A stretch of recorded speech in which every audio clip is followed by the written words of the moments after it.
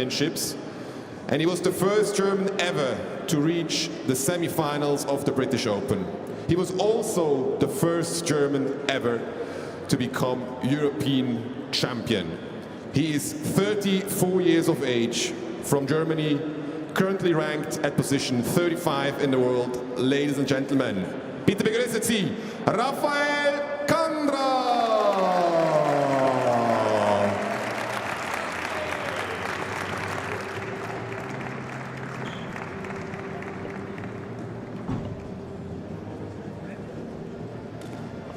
Welcome back, everyone, to the second half of today's play. Round one underway here at the Grasshopper Cup 2025. We are at the Hauptbahnhof in the centre of Zurich for this gold level event. 5 matches coming up for you in the best of 3 format. Kicking things off, we have Alex Lau of Hong Kong taking on Raphael Kandra of Germany. That's followed by a Swiss player in every match from then on. Lucy Turmel of England taking on Nadia Pfister. Yannick Wilhelmi in the all-Swiss affair against Mueller. England's Katie Malliff up against Cindy Merlo. And then the last match of the evening, Mohamed ElSherbini of Egypt up against David Bernet of Switzerland. Well, I'm Vanessa Atkinson, and joining me for this first match of the evening session is Johnny Williams. Good evening, Johnny. Good evening, Vanessa. Thank you. As we can see, the massive backstand, which is the biggest one they've ever had, is starting to fill up nicely there just in front of us. It takes a few people to fill it up. 1,000 strong it would be. Yeah, everything together, including the 2 side stands, just under 1,000. So Alex Lau, very entertaining player from Hong Kong, 29 years old now. Heading up towards 250 career matches, 6 titles in that time so far. Not far off his highest world ranking, sat at 42 currently. He's had some scalps in his time though. Certainly a player to be wary of. Very, very gifted with a squash racket. Up against Raphael Kandra, a very experienced German player, 34 years old. Former world number 13, sat at 35 currently. Half time. Very healthy amount of titles so far in his career, 16 in total, 25 finals. 440. Second match for him on the PSA Squash Tour. And there is the German tree chopper. He's here coaching Kandra, Simon Rosner. That tree is in danger, Vanessa, no doubt. Relax just beside him there, no doubt. Well, we don't have any head-to-heads for these two, but Johnny apparently says different. Oh, au contraire, Vanessa. They did play in the qualifying of the Hong Kong Open, and that is that one there. Alex Lau beat Kandra all the way back in 2014, but the more recent meeting was in the World Team Championship, so we can certainly take that as also as a pretty serious encounter in New Zealand, which Kandra won 12-10 in the 5th, so there's a bit in the head-to-heads there which suggests that, yeah, this could be quite a juicy contest, actually. Well, the best of 3 is always interesting. Sort of throws in an extra dynamic in terms of your game plan. You certainly can't afford a slow start. It seems to suit certain players, not always the people that you would expect. You sort of think it would suit the more attacking players, but that's not always the case. Yeah, just on face value, that's correct. You sort of automatically have to think that the more attritional type players need time to build their games and construct what they want to get people tired, and the pressure is on them. But then again, yeah, it rewards a steady head as well, doesn't it? Yes. Time.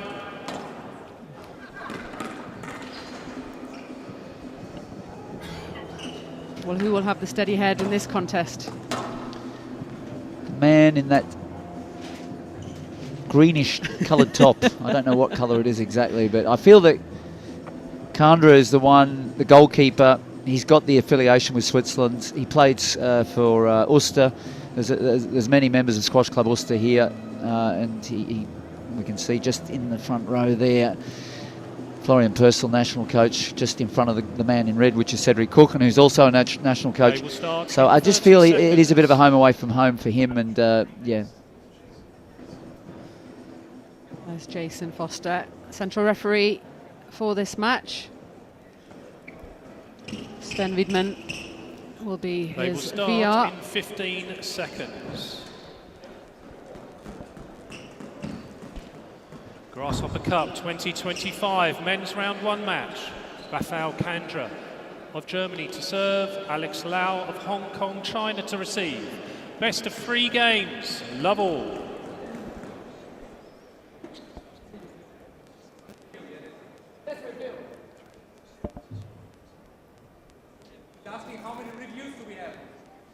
I can't hear you. Can you go to the mic? Just asking how many reviews.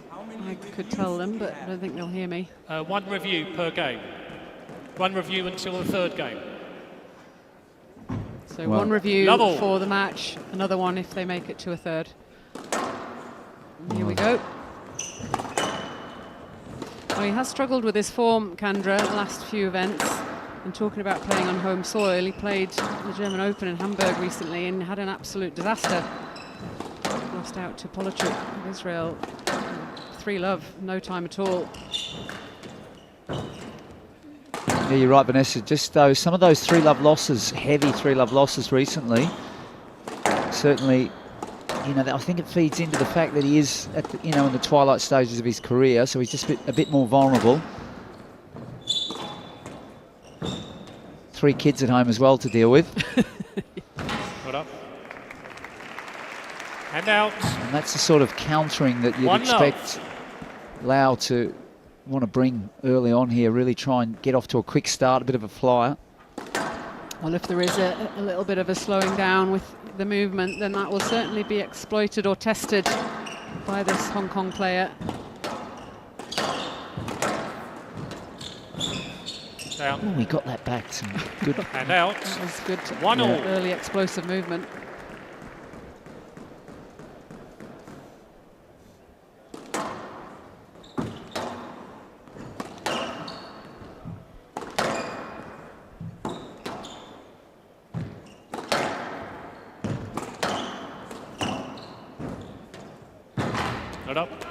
Kandra just displaying those goalkeeper attributes. I always find it interesting. He tends to sit in the middle and hedges always a bit to the backhand side because he knows that he can sort of switch quickly to his wide span forehand. Stroke to Kandra. You're in his line to the ball. That looked slightly excessive. It was odd, really odd, because Kandra is certainly not a player that you associate with being a bit physical, but he did push him in a bit. 3-1.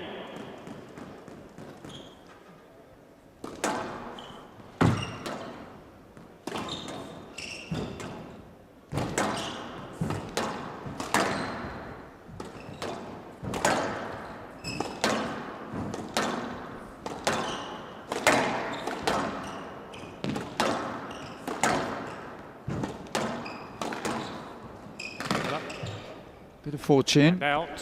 For Lau, he's just a little bit short of a length, Vanessa. He's not getting the ball through. He seems to have the foot speed, and a little already we feel that there could be an advantage there, but he needs to use the full length of the court. Yeah, with a lot of cross courts as well, which Kandra will lap up.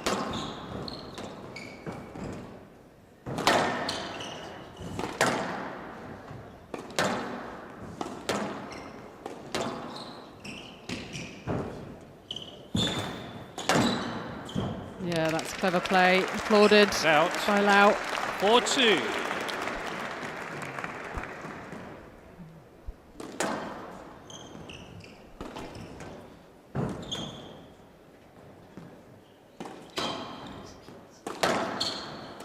Down. 5-2. Does look really up for this, Kandra. Maybe looking to break that poor run of form that we were talking about.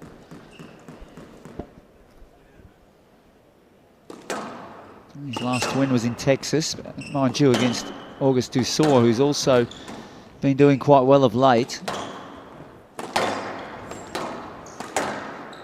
So on his day, Kandra still has that ability to lift to a level perhaps that Lau is not capable of. And he's really shot away here out of the blocks. And Dick Lau's just too short. Barely a ball has gone through to the back wall.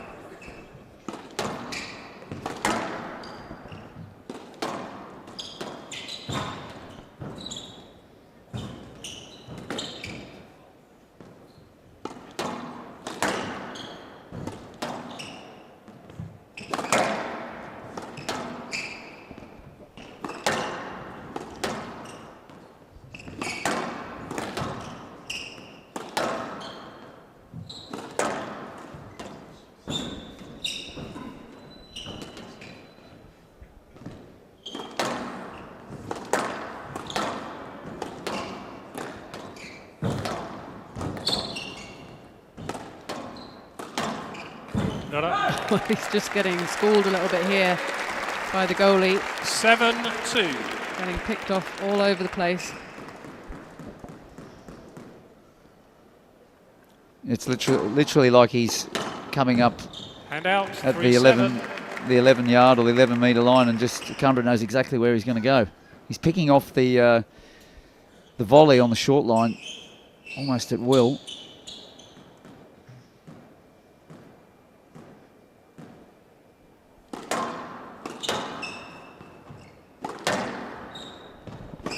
Be good to see Kandra's record with the best of threes, actually. I remember he had a pretty good run at Canary Wharf on the stage. And out, 8-3.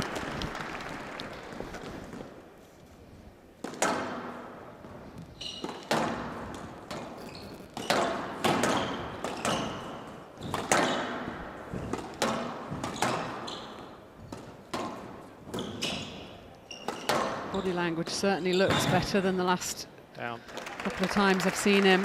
Certainly in Hamburg, he was a little bit lackluster.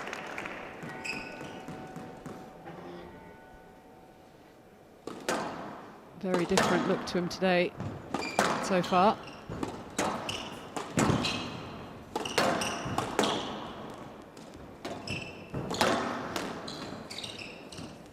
Down. Hand out.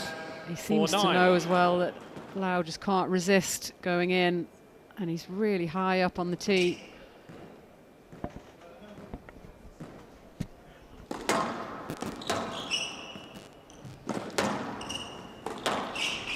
Stroke to Lau, 5-9. Quick points on the board.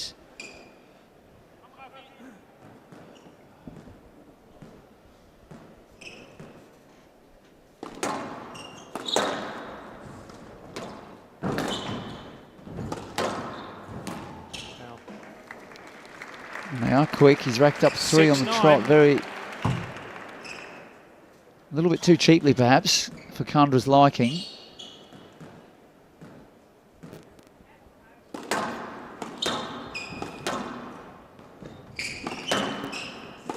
Kandra's last outing in the best of 3 format was at this event at Hulla 622, Vanessa, where you... That's an interesting one. The referee almost not knowing how to answer it. Yeah, it has to be a let, doesn't it? Because you've got to have a racket in your hand to get a stroke. But then it's, actually. It was a rather sheepish ask, sort of. Yeah. Yeah, you could definitely argue the stroke there, couldn't you?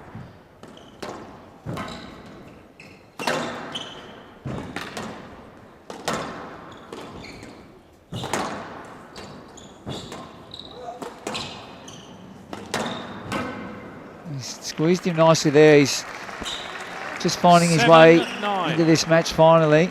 The man from Hong Kong needs a few more of those.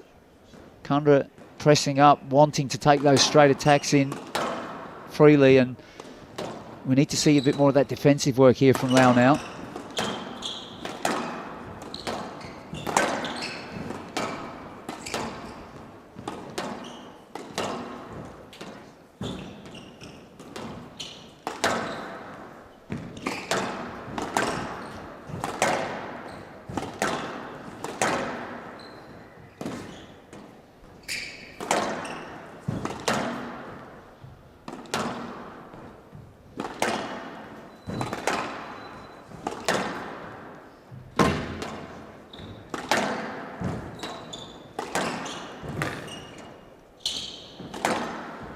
first rally of any length, really.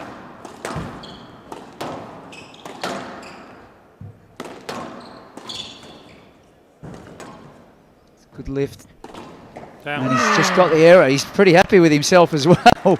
8, Really, 9. Five points on the bounce. And that's the sort of rally he wants also as he closes that gap, Vanessa. A lengthy one, and it was the first time I started to just feel that Kandra's, some of his recovery movements were just a little slowish, getting back to the tee.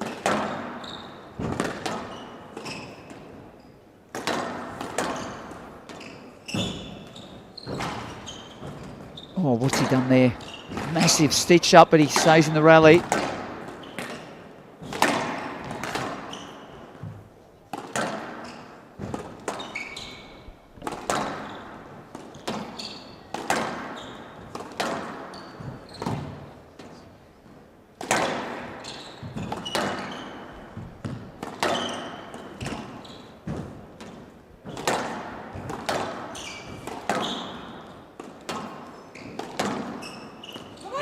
Yes, let.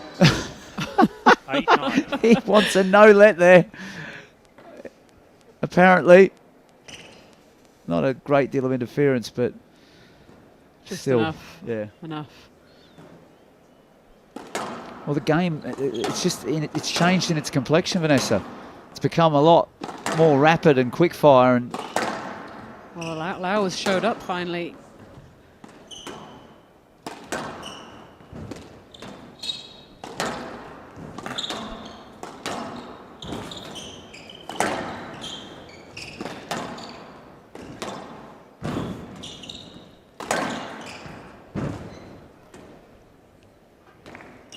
oh, that is a seriously good drop shot. He absolutely nailed that into the neck.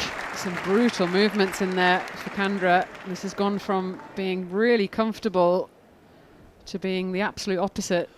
9 all.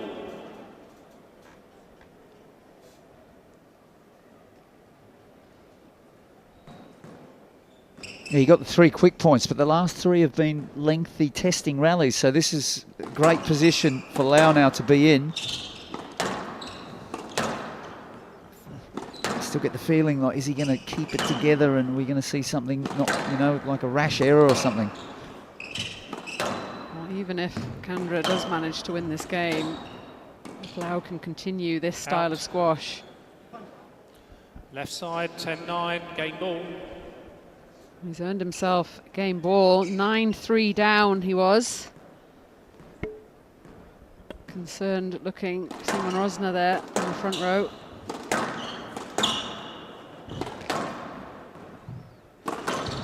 Oh, he's gone for the old reverse angle off the back wall. He's tinned it. He's finally tinned one. All, a player must win by 2 points. To the huge relief of Kandra.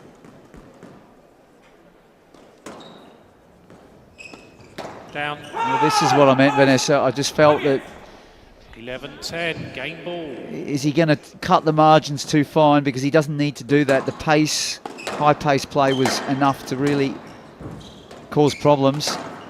It's almost like he can't resist though to go for that winner, Dick Lau.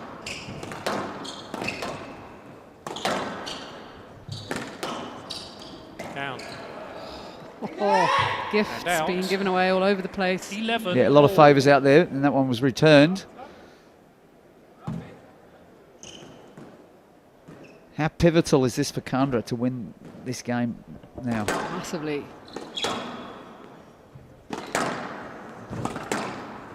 Well, obviously, because he left it so late, he can't really afford those errors, but if he continues this into the next game.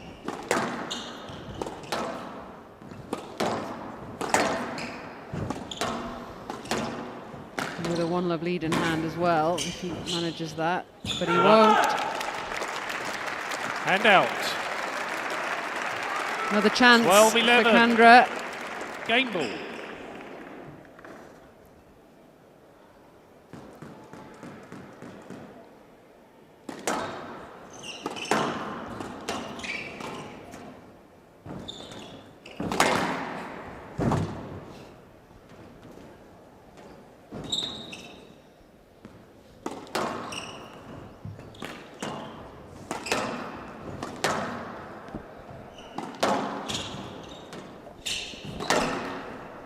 Well, that was a strange choice there from Kandra. He tried a very extravagant shot, which set himself up badly. I think that just showed you physically what this is doing to him. That slight guess. 14 minutes so far this game, but it's been very high intensity this last phase. Not much back wall in play.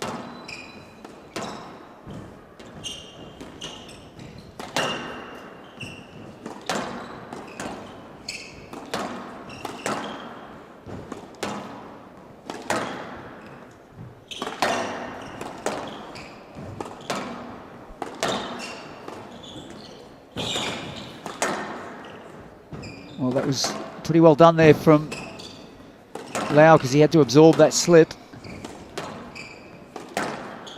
He's just sitting back a little bit more, Kandra. Ooh. Down. Oh, he's, I mean, that is headless, Vanessa. He's tried And a roll drop there where 13, he probably just needed to put the ball above the tin almost. and there's a lack of awareness of the damage that he's doing physically to Kandra, who has another game ball. And it's becoming more and more imperative that he closes this game out. Down. And he does. 14-12. Game to Gifted Kandra. another error Kandra leads. by Lau. 1 game to love. Huge sigh of relief from Kandra and Simon Rosner as well, I'm sure. 17-minute first game after a 9-3 lead. Kandra eventually closing it out 14-12 in the tie break. Someone wants some camera time. That someone is Hendrik Said, one of my juniors. That's 100 court sprints at least. But Rafi Kandra came out with a good plan early on. He was ready to take advantage of those opportunities across the short line, and they really were just straight putaways until Dick Lau finally realised that he needed to utilise his speed with some good lines to the back of the court. But the errors, just really costly errors at the end of the game, unnecessary. Finds himself down 1-love in this best of 3 format, and that's a little bit dangerous, I fear.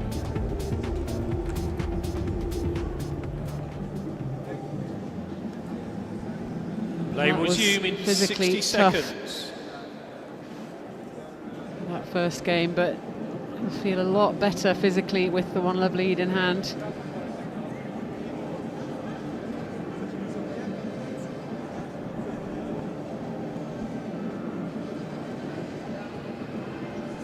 I mean, the rally at 12-all was just incredible. I mean, he had Kandra basically sprawled in the back corner, fighting for air, and he tries the most, you know, crazy winner. 30 seconds. Followed up with another error. So it just, this, you know, has this been the Achilles heel of Lau throughout his career? You know, to not be able to get above that 40 ranking is what I'm asking myself. Because he's got speed to burn around the court. Yeah, there's flashes of brilliance, isn't there? Not enough consistency required to go up that into that next bracket, perhaps.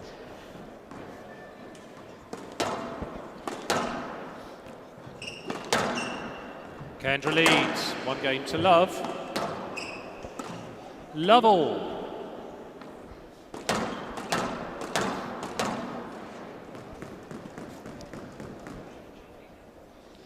Well, this first phase of the second game will tell us a lot about Alex Lau and his awareness of what was going on in that first game, at the end of that first game. And out 1-love.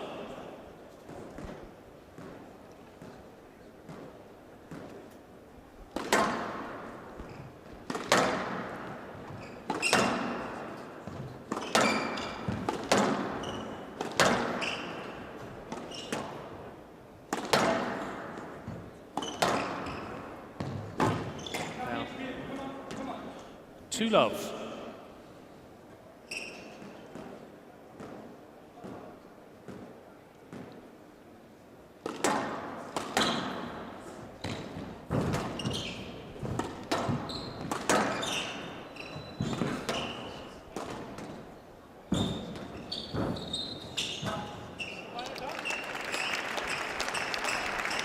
And out.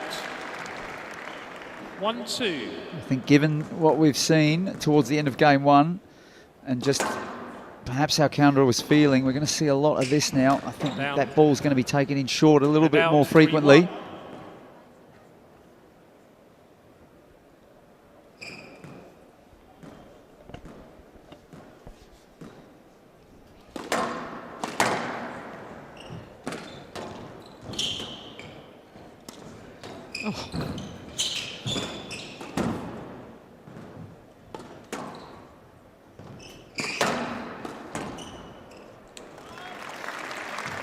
Again, it's the speed of Lau to get on the ball here, take it so early after that lob. It's a great 1-2 combination.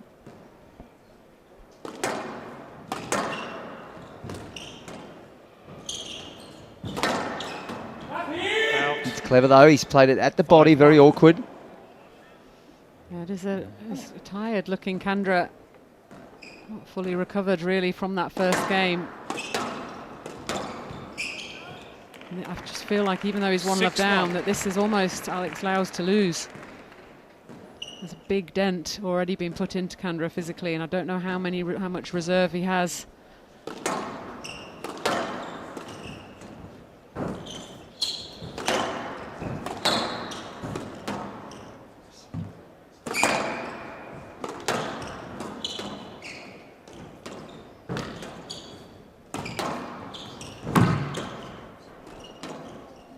Nice simple finish there, but Lau's continuing to motor on in this second game. It's been brilliant from him, and that's another one from the Simon Resner stable.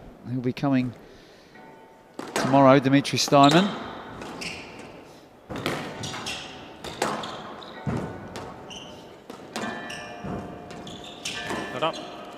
Kandra finally manages to 2-7. get the winner. He's been searching for those winners, front corners, both sides. He doesn't seem to have the energy to lengthen the court out and construct. He's really just going to press up, I think. True to his name, Vanessa, goalkeeper. Lau's so quick though. Kandra's struggling to sort of cover those shots. Down. Cover the counter attack. 3-7.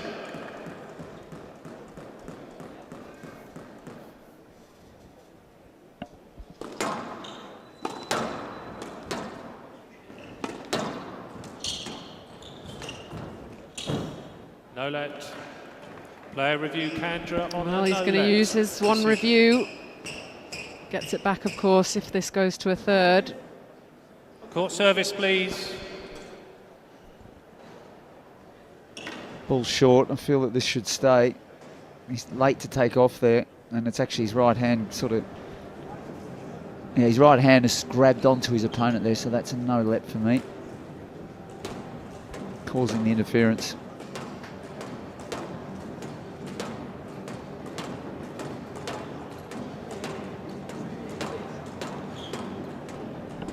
You were right. Upheld. No let decision upheld. Kandra has no reviews remaining.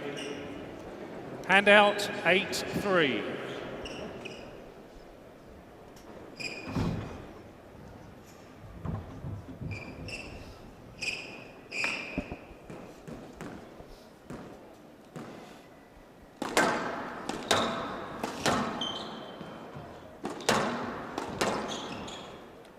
That's lovely. 9-3. Slightly more orthodox attack from Lau, who edges closer to forcing a third game. Out. Hand out 4-9.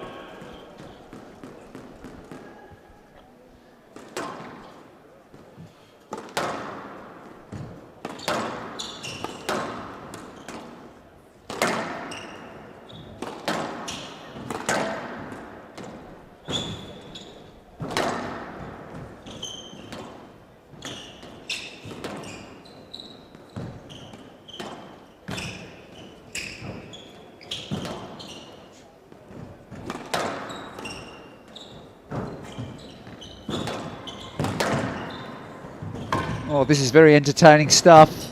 Ball's being flipped all over the place there as they have a smile with each other. Almost forgot we were at a PSA event there for a second. 5-9. Needed that rally though, didn't he? Kandra had to work for it. The ball kept coming back.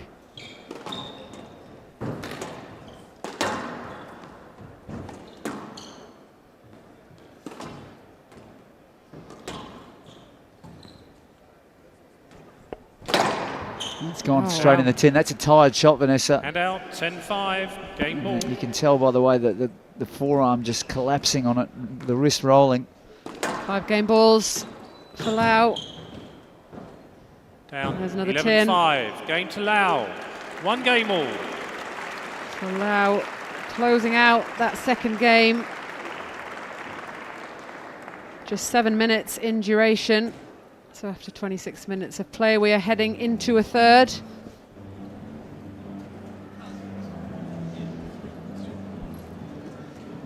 Matt Cunningham, 123, has asked, hey Tina, where has been your favorite venue to play on the PSA Tour so far? I think one of the best venues I've played at, I would say Nantes, just because the crowd loves it. They're supporting anyone, no matter if you're French or not, it doesn't matter. They just love the game. They love watching everyone compete and having tough rallies. They have a drink. They're just the atmosphere is amazing. It makes it so much more enjoyable for us to play as well. So that's what I would say.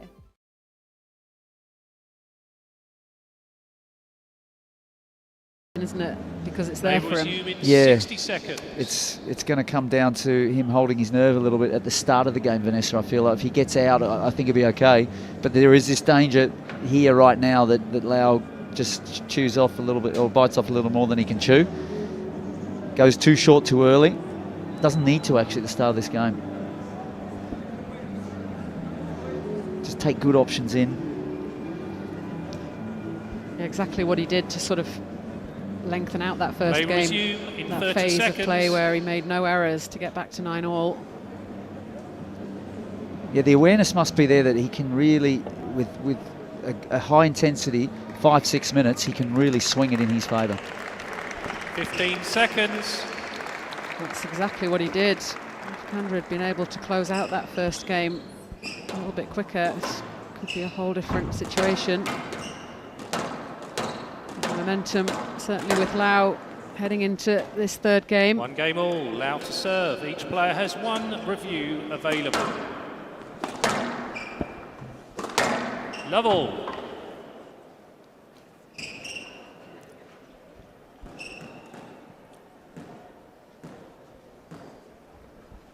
So Lau kicking off this decider. 1 love. He's not going for the long game, that's for Oh, sure. that's what I meant, Vanessa. You know, just taking no risks. That was astonishing. Cross court Nick from the middle, if you don't mind.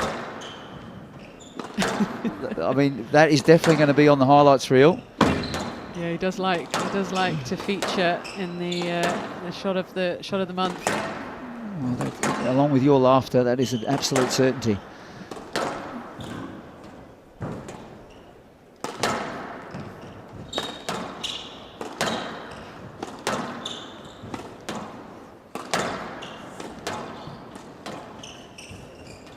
Oh, it's lovely. Wow. Yeah, took advantage of the loose cross-court Nick attempt. 2 love. Lovely feathered in cross-court drop. Good start for Lau. Not the start we expected, but it's a good start.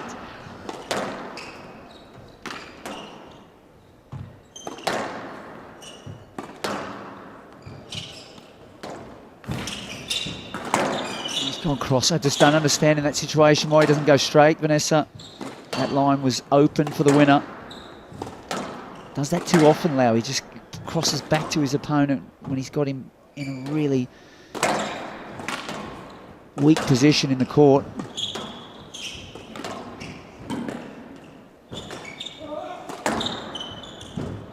Oh, wow. This is just, well, it's just one absolute unbelievable winner after another. That is, I'm fluke? lost for words. It's not a fluke because he actually wanted to play it. The intent was there. He was going for that drop.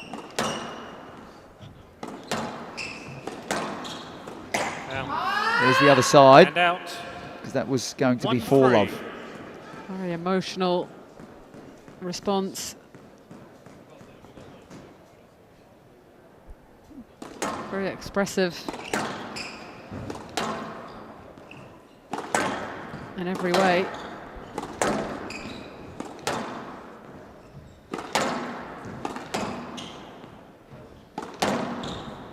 Down. That is And a out 4-1. poor error, 4-1 down.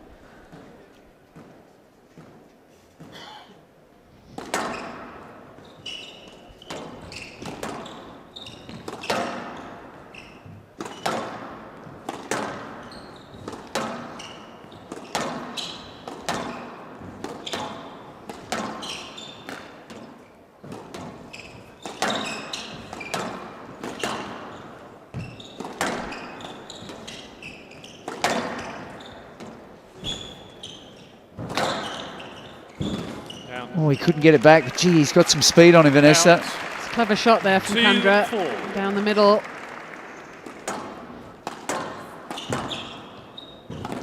Sort of continuing to engage with this fast and furious play, Kandra.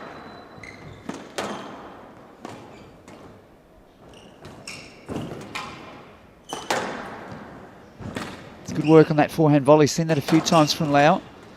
When he forces that lob from Kandra onto his forehand, he generally plays a good length afterwards.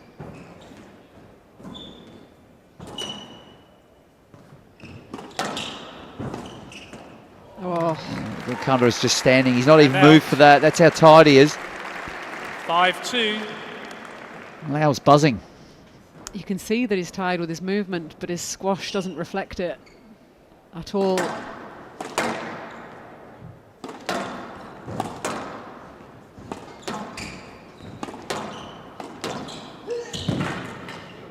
Yes, let. You okay? Do we need court service? Court service, please.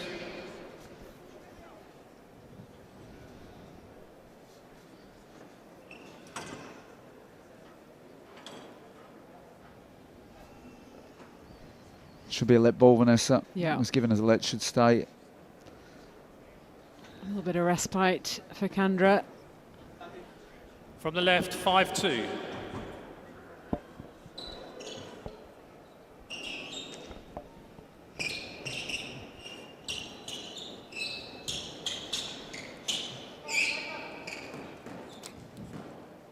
I feel that Kandra, you know, yeah, he's not mixing it up enough, actually. I think he should throw up a few lobs.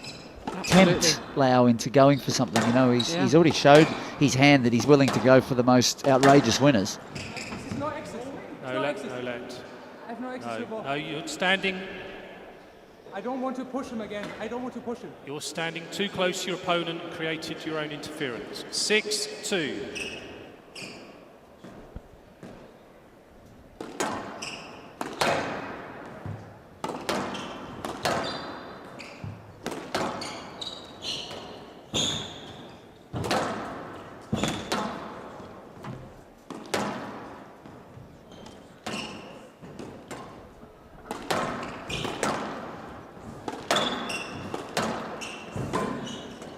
Oh, it's that gut-wrenching boast again. Great combination too with the volley down the line, Oh, and it's brutal. his legs gone there. Yeah. He completely collapsed. Jelly legs, wasn't it? But again, forcing the lob out of the front left, Vanessa, the volley down the line, it's a good combination. You okay, Mr. Kandra?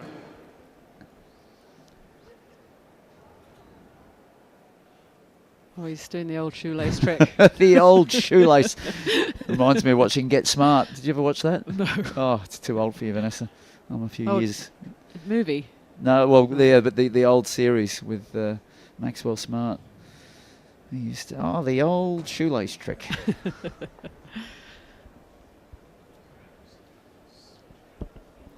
You okay to continue?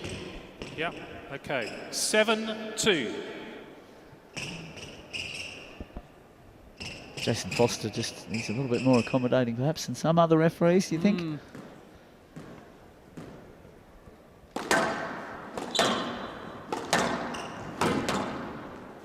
Now. And out, 3-7. One of those random It's that same shot that he went for on the first point. Exactly. One was not enough.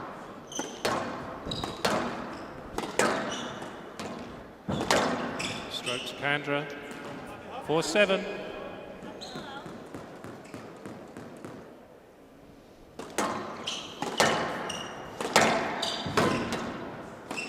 Oh, the rest has done him good. Saw the ball good. Yeah, I didn't. I'm not. I'm really wondering why Raphael Kandra did not play this ball. Play it. Just play I saw it. the ball good. Player review, Kandra on the good decision. Well, Jason Foster's sure it was good, and it wasn't. No, on reflection, Vanessa, this looks like a double. Yeah, it's a double bounce. Yeah.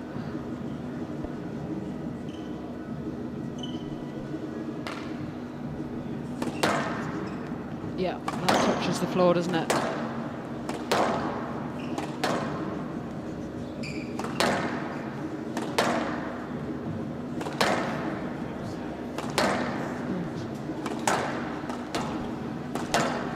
Inconclusive. Wow. Left side, Kandra serving 4-7.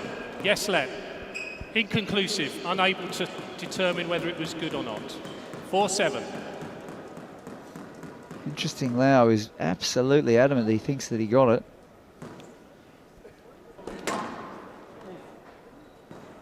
Well, the players can usually watch the review somewhere. I thought that was pretty conclusive, to be honest. Down. And out, 8. Well, the two ends of the spectrum there.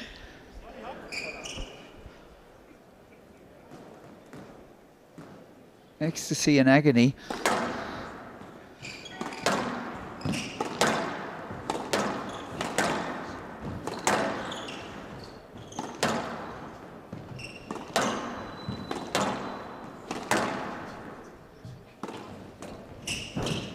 Oh, lovely. It's absolutely flying into the front right, Lau.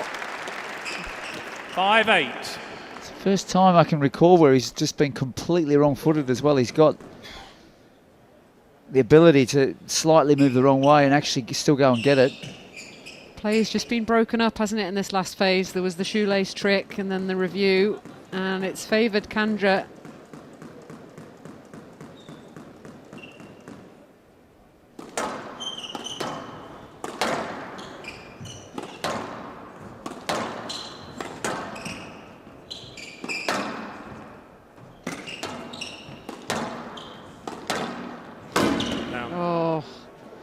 That's a poor error, isn't it? Yeah, the way he played it, he's just absolutely tried to wallop it instead of... Bit of a rookie error. Yeah, slowing the racket down, and shocking choice there on the return of serve. He went for the fancy roll around and now suddenly staring down the barrel. So 5 match balls for Lau.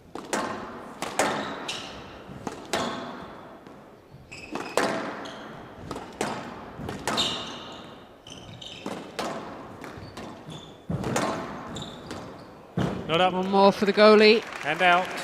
6-10, match ball.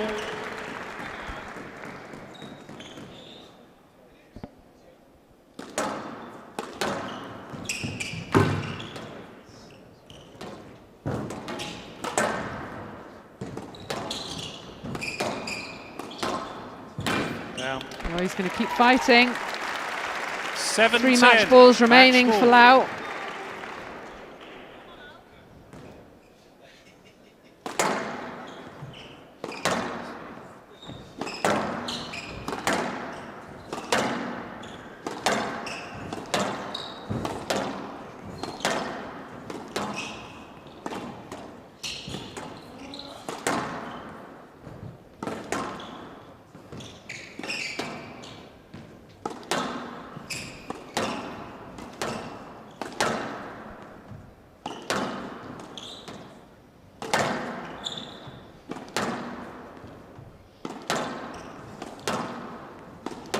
Digging deep here, Kandra.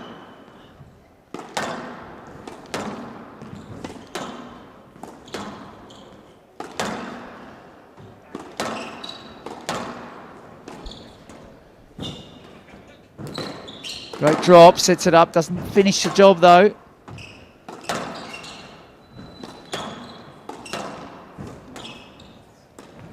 Oh, wow, that is just typical Lau. 11-7. Has to finish. To close Two out. games Yeah. to one. Very entertaining match. 12-14, 11-5, 11-7. Fantastic. Great match. Really good performance. All the damage was done in that first game, but held it together mentally to close out. A fantastic win, 40 minutes in duration. Alex Lau coming through. 12-14, 11-5, 11-7. Let's hear from the Hong Kong player. He is with our MC, Dominic. You and a great comeback, really, after quite a slow start. I think in the first game you were down 3-9. Normally that can cost you dearly in a best-of-3 format, but you had the better of him today. Yeah, I'm happy with my performance today. First of all, like, it's my first time to be Switzerland, and then it's a beautiful place, and then I hope I really can enjoy this week to give my best here. Yeah, luckily I can get through today, and I hope more to come. You are through to the next round. Now, was it your goal in that second and third game to make it as physical as possible for him? Yeah, even though I'm 29, it's quite old for me actually, but yeah, I feel that he's a bit older than me, so I try to use my physical, like, fitness to try to push a bit more. Like the first game, I didn't give up to push until the deals. Unfortunately, I lost, but it's definitely work. You did very well. Ladies and gentlemen, please give it up for Alex Lau.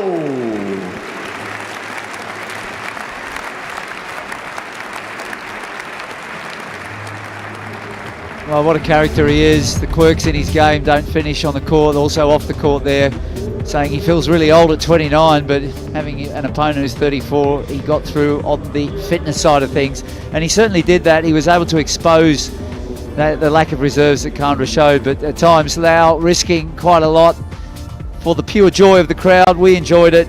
A thoroughly entertaining game and a great win for the man from Hong Kong. He goes through to the next round, round of 16. 4 more matches to go. Up next, it is England's Lucy Turmel. She's taking on Nadia Pfister of Switzerland. Coming up shortly, Joey and Johnny taking you through that one.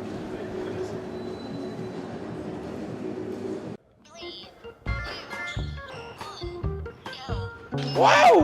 Yes! The first one. Woohoo! Too easy, too easy.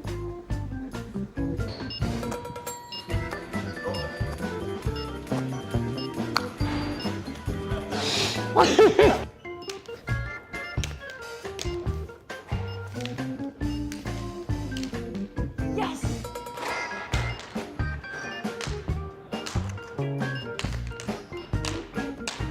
Easy.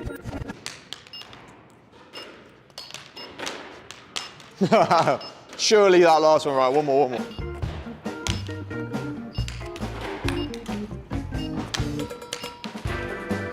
One. Doesn't have to be perfect every time.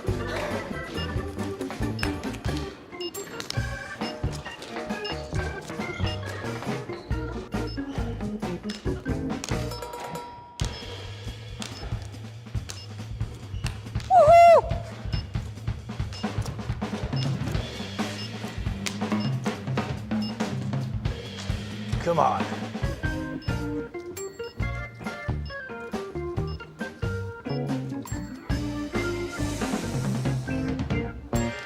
Too easy, too easy.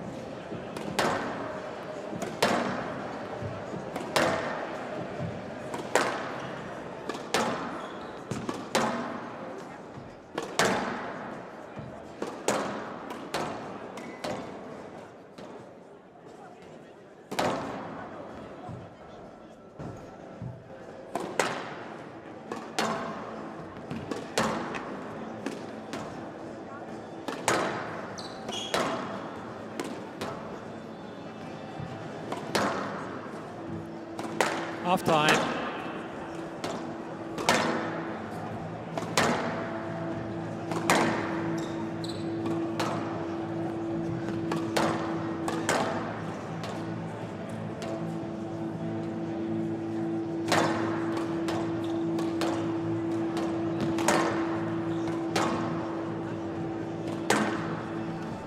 Welcome back for the first women's match of the evening session here. Lucy Turmel of England taking on local wildcard Nadia Pfister.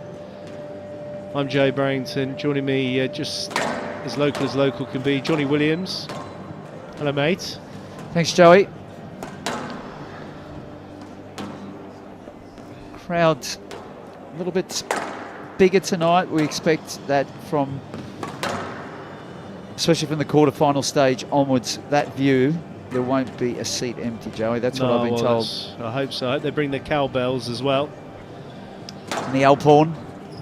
Who's that? The Alphorn, the long horn. You're going to hear that going as well. Hope he comes. It's an instrument.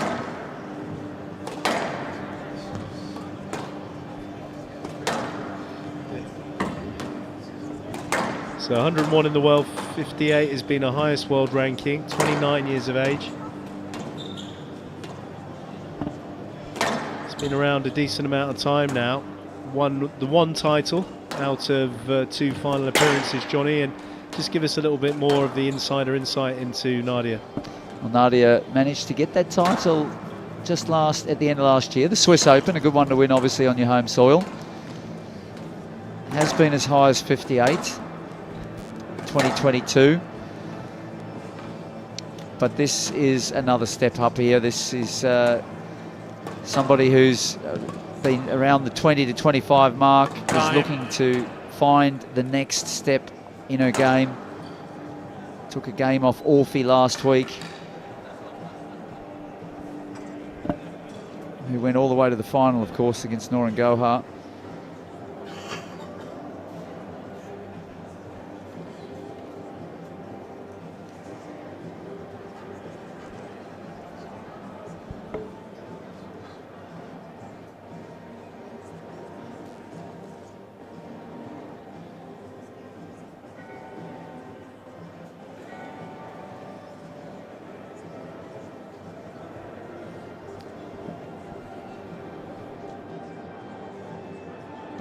So the central referee, Sven Vidman there, and Suraj Singh taking charge in the VR position.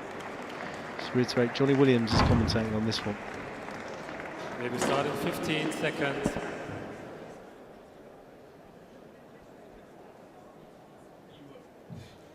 Grasshopper Cup 2025 Women's Round 1 match. Nadia Pfister of Switzerland to serve. Lucy Turmel of England to receive.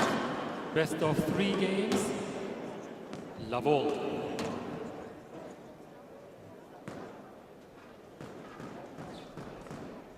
So here we go. There's plenty of squash from the Swiss players this evening. Lucy Turmel now coached by the Wolf, Nick Matthew, as he would be known in Germany. Oh, she's absolutely managed to find two. Well, the first one was off the frame, but that one was also a little bit fortuitous, I feel. But you've got to roll with your luck.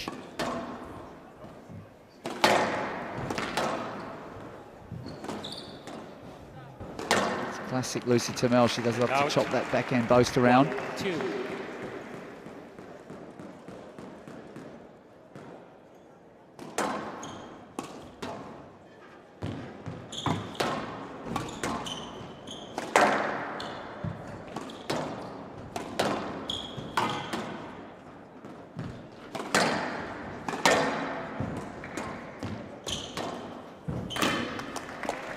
Oh, good play from Swiss lady here. She's certainly looking quite relaxed out there. She really does get the chance, you know, to just have a free bet here, Joey. Massive underdog, and she's well entitled just to let the arm go a little bit and go for a bit. That one almost squeaking up as well. 2, 3. Yeah, I mean, it's what an opportunity for her to get on the glass court in this train station. What an atmosphere, and just make the most of it. She's giving it good opportunity. Oh, there's a bit of a miscue. Lots of support as well, you can hear that. 2.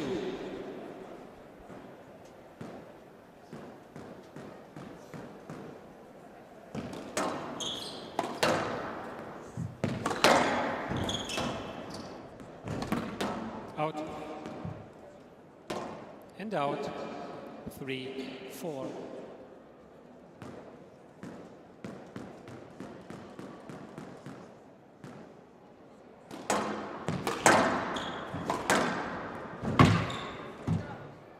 All.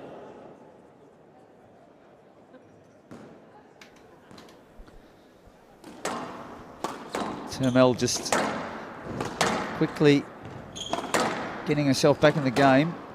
Nadia Pfister getting off to a flyer, really, for her liking, 4-2.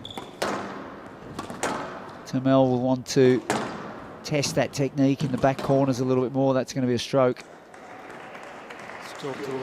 Swiss crowd not really quite following what was happening there, Joey. No. No, I was thinking is that they also enjoy the stroke in Switzerland. Appreciating that.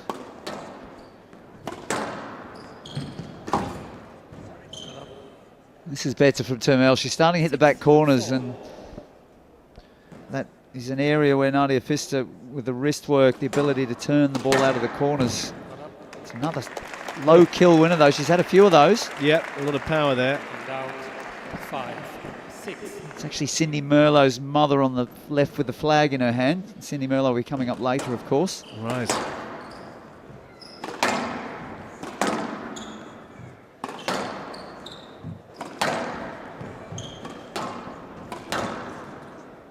Yes, that. Well, Turmel not selected for England seniors. Left out of the team for the Europeans. Interesting how she kind of responds to that. We've got the flame, the young Katie Malliff, who is making her debut for the England team in the seniors. She's playing later this evening.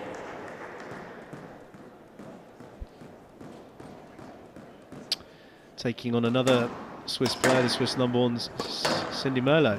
Correct. That one's gone down. 7. Finds herself here with pretty much the kind of opportunity that she needs to make a good fist of, Joey. Pfister.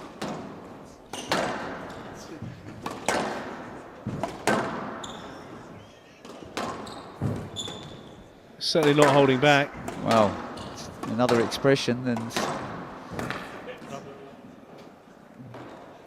8-6. Well, no panic there from Turmel.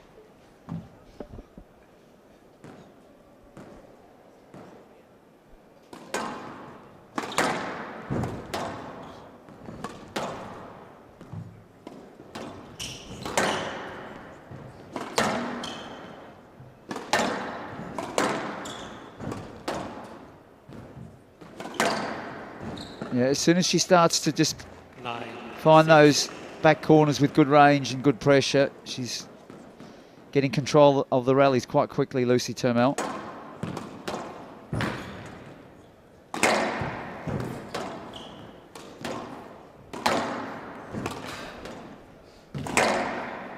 Once again, just stretching, especially in that back left corner.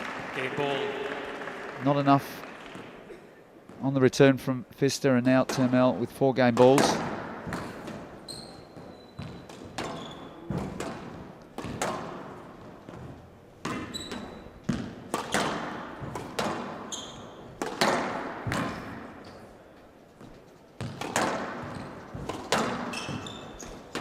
It's good work from Nadia Pfister. She set it up with the low kill. That's been the go-to shot for her throughout the game, and she's won the most of her points. 7-10, game ball. Yeah, I mean, it's all credit to the Swiss player. She's got stuck in. She's given a very good account of herself. It's got to be a little bit nerve-wracking, although you're at home in this wonderful stage, to want to perform in front of your home crowd, and a good bow thrown in. Turmel leads 1 game to love. So Turmel, the experience, former top 20 in the world, 25 at the moment in the rankings. She leads Nadia Pfister of Switzerland by 1 game to love.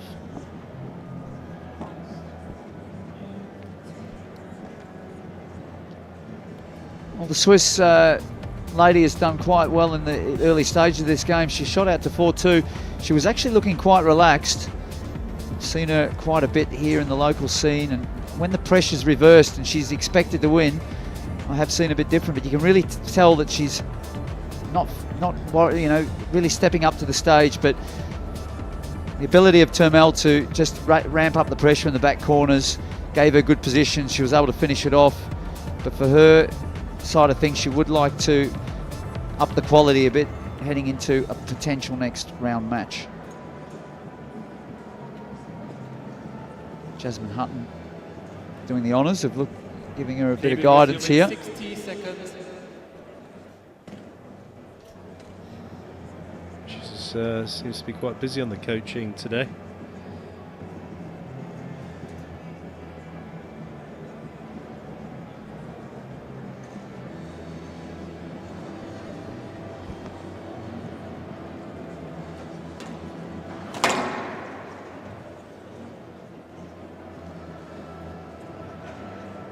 Maybe resume in 30 seconds.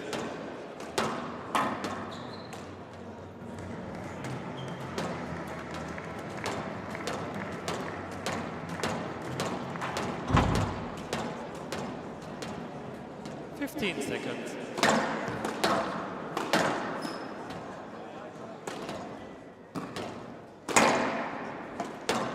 Turmel leads 1 game to love.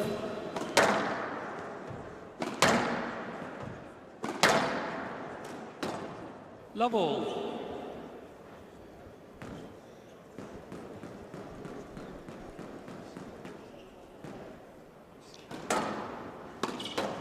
So Lucy Turmel gets things going in game 2 here.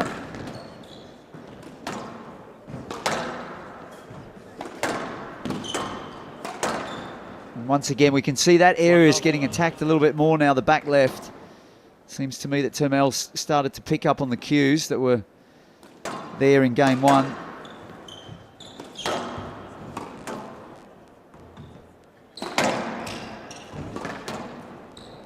Stroke to Turmel.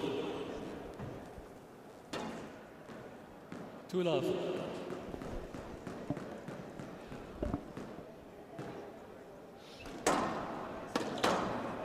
Johnny, did you ever, apart from TOC, any other train stations you might have played in?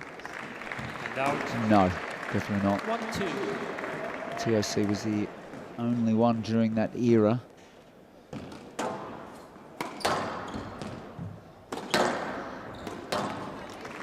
Tournament in Chicago was much later, well beyond my years. Here's a question for you. Here we go. What station in England was a very big tournament hosted in?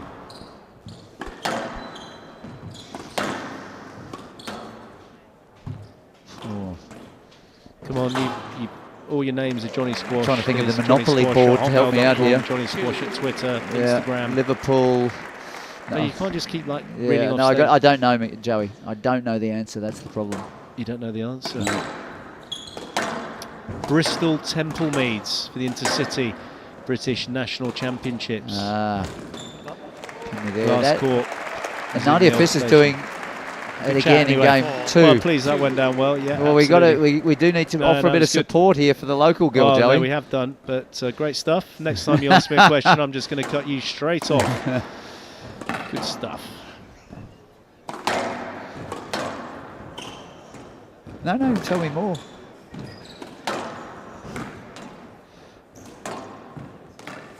Oh, she's not taking advantage of it. A little look here at 4-2. Oh, yeah. Still in a shout. I mean, she gave a good account in the first game, Pfister. How long ago was that national championship? So that's what I'd like to know, Joe. Late 80s. No, you can't just like after the weird kind of like strange. You've got me curious now. Cut off. You can't then retract back to. I don't recall any TV footage from it. That's why I started. Well, there was thinking. actually. Yeah. What a TV! It was at the age groups. My dad played national champion. Commentated? It was big. No, he played in the age groups there, and they had all the. It was brilliant. It was in the old part of the station. It was very successful. Okay. Sponsored by Intercity Rail, which was the railway company at the time. Big news. British Open was there was a possibility at one stage British Open was going to go there more recently. Okay. So should we believe that there may be a chance that might happen one day there? Well, maybe, but at the moment the Rep Theatre in Birmingham for British Open is amazing. Yeah. But all credit here to Steve Buckley and his team, getting it in the main station. It's a beautiful part of town. She's going to be pleased with the way she's played here, Pfister. That's an area that she's struggling in, the boast that's threaded in. Struggling to read it. It's been a successful shot selection from Turmel in this match.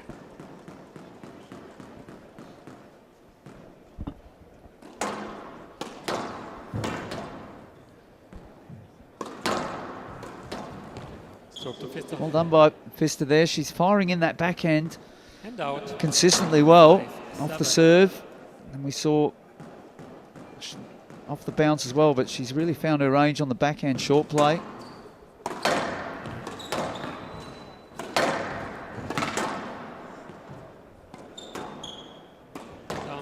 But the errors, it's just unable to get the right balance against her more highly touted opponent.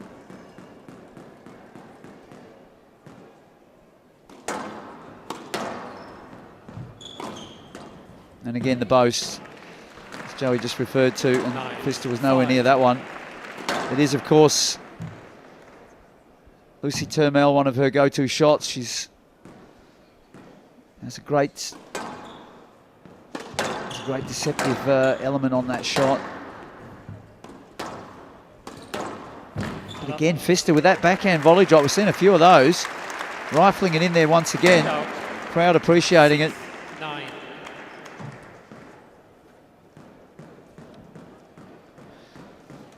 And with the all-Swiss battle coming up, Joey, I wonder if there's going to be a few more of the Swiss crowd coming in. Stroke to Pfister.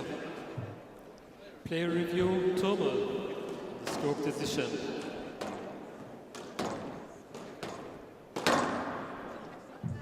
Well, this looks like only one decision possible. Lucy Turmel has not cleared the area. Stroke to Pfister, decision upheld. Turmel has no use remaining. 7-9 from the left. She's done well here, Nadia Pfister. She first time in such a stage here at home, and she's performed extremely well as we're just waiting for the crowd on the side. Take their seats. Thank you. 7-9.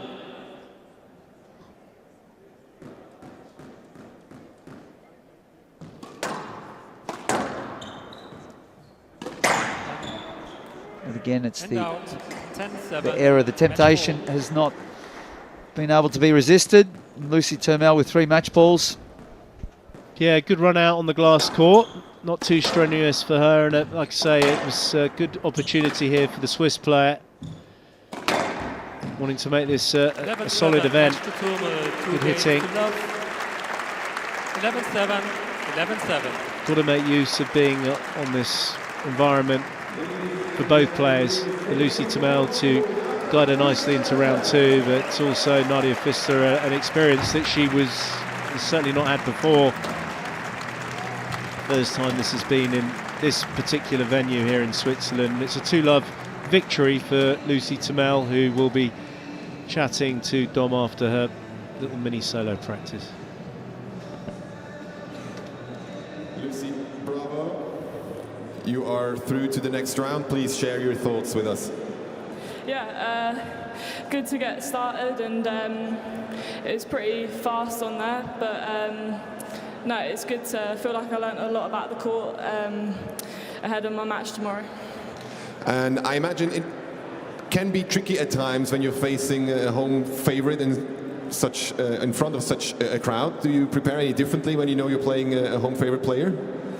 Yeah, I've never played Nadia before, so I didn't know too much what to expect, but definitely makes it nice to have a bit more of a crowd watching.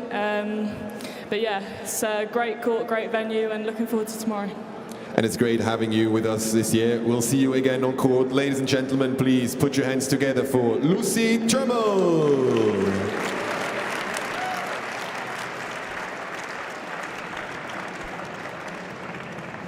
Yeah, this was a good hit out for Lucy Turmel, just to find her marks, get the feeling of the court here. The new environment, a little bit cooler perhaps, and more severe than the court that was in Halle 622 in Oerlikon. But Nadia Pfister put up a good performance. No signs of massive nerves there. She stepped up to the plate, delivered.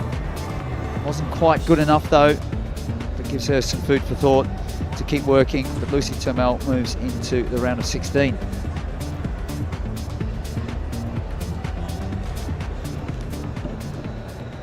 Well, don't go too far. We've got Yannick Wilhelmi taking on Mueller, the Swiss Rocket. That should be a very, very exciting battle between the two, and I'm sure we're going to get more fans coming in to watch. We'll be onto that very shortly.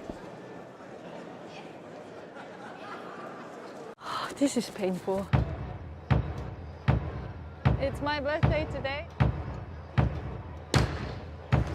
Very squashy every day.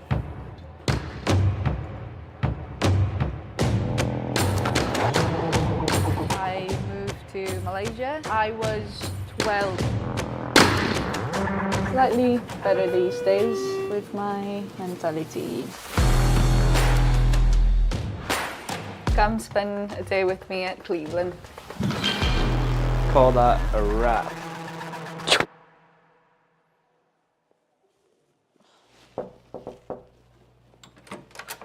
Hello.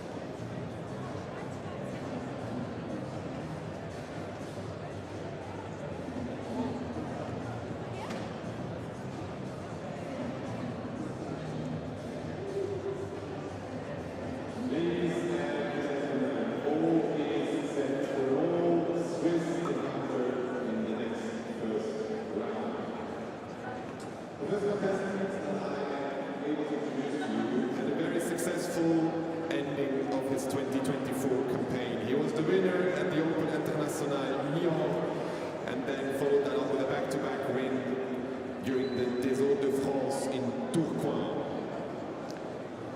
He was already in the top 100 with the age of 21. He was the #1 in all junior categories in Switzerland, and he even managed to secure the #1 spot in the European ranking under 19.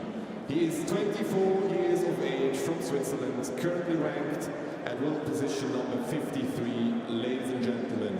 Please welcome our wildcard, Yannick Wilhelmi!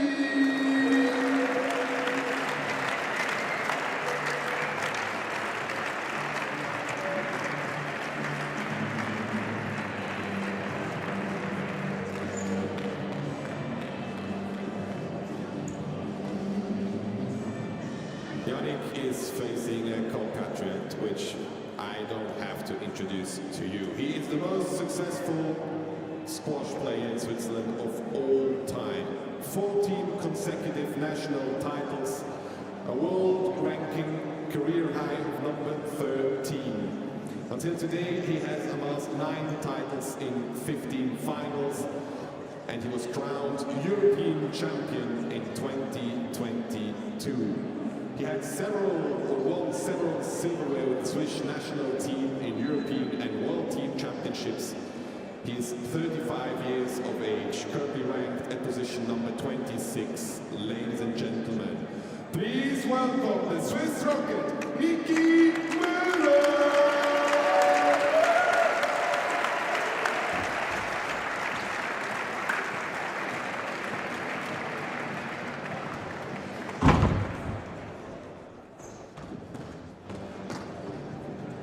This first final match is being officiated by the referee. He is assisted by the video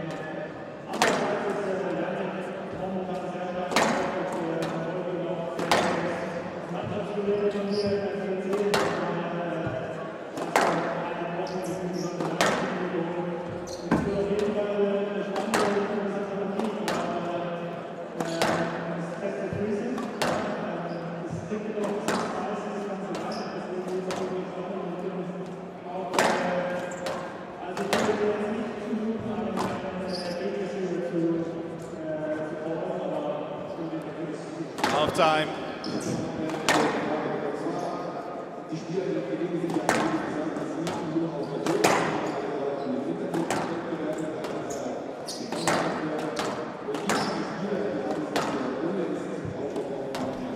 Well, the all-Swiss battle, this could be a really interesting one, best of 3. Yannick Wilhelmi taking on Nicky Mueller. Nicky Mueller, the Swiss legend, Swiss rocket, was blessed with playing this event for a long time. He's had some decent success. This was back in 2015. He took on Rami Ashour. Rami Ashour coming in after that momentous Elguna International. Nicky Mueller there with a bit more hair, but giving it large ones even back then. Rami Ashour managing to hold him off just in 5. And this was against Farag. Now, Farag did have a very dodgy knee here. You can see he really couldn't even move. But Mueller took the win and mass celebration. Yeah, he certainly had some success on home soil. Mixed bag, though, not every time. No, and not every time. This will be interesting.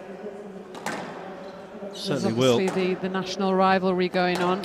It's good to see that they're following in his footsteps. As high as 13 in the world, Nicky Mueller. 35 years of age, and wonder if he'll manage to close out 500 matches in his career.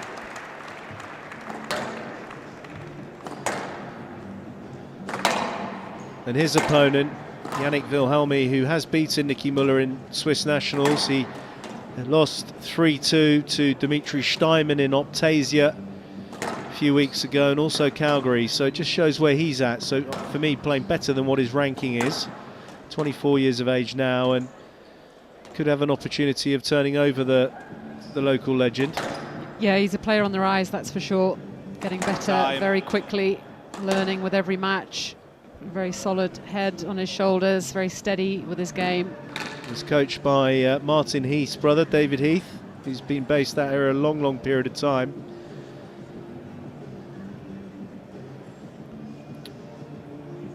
There he goes, the better looking of the Heath brothers.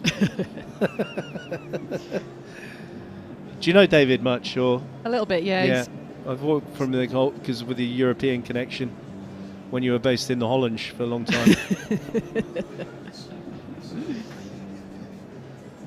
And talking of brothers, there's the prime individual out of the two Sveks. It's Roman, looking incredibly powerful.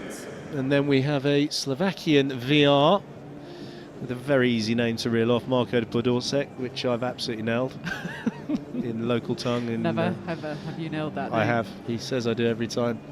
Nodding of his head. So we'll start in 15 seconds.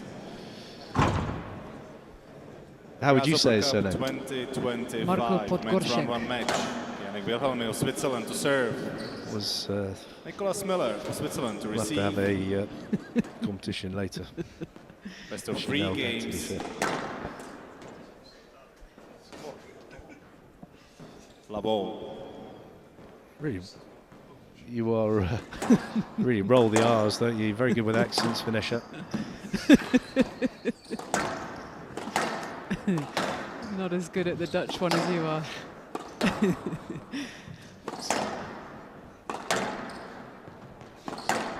Are we going to see the younger man take out the 35-year-old? Come on. Yeah, well, it would be his first PSA win against Nicky Mueller. I was told by the coach that he has beaten him the last 2 times. I think one of them was at the Swiss Nationals. I'm not sure when the other result was. I had a quick look, but I couldn't find it. Both Nationals. One was in 2023, so a while ago. And then the latest one was in January. So racked up a fair few national titles in his time, Nicky Mueller. So it's good to share them a little bit. Yeah. Powerful build, though, on Wilhelmi.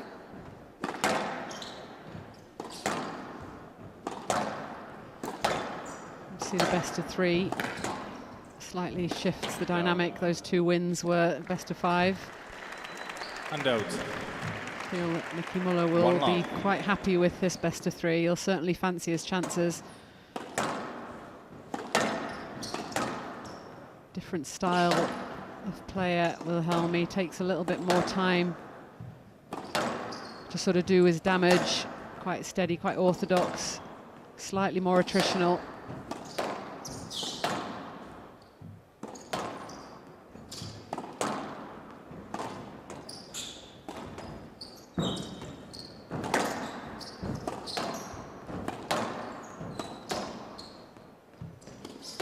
Mueller generally comes flying out of the blocks, but possibly even more so with this best of 3.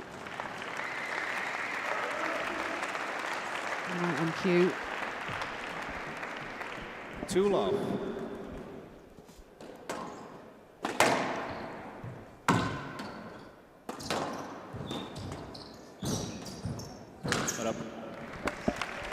That was really good, strong movement. Wasn't it? It's quick movement there. You can see he's very agile. 1-2. Strong base on him.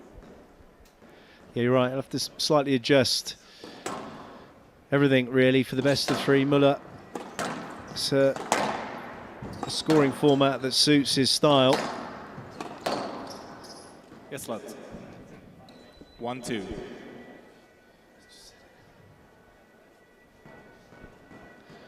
See the local constabulary taking care of Johnny Williams in the background.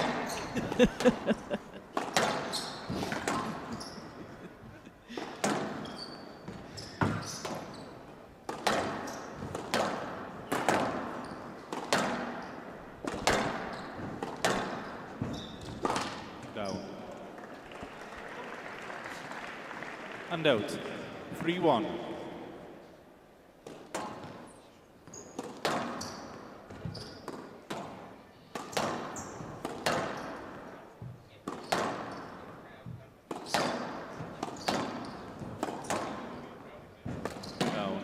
Well, a couple of miscues. Looking at the racket, all strings are sorted. Just misjudging the bounce here on the glass floor. It's probably his first outing on the glass floor for Wilhelmi.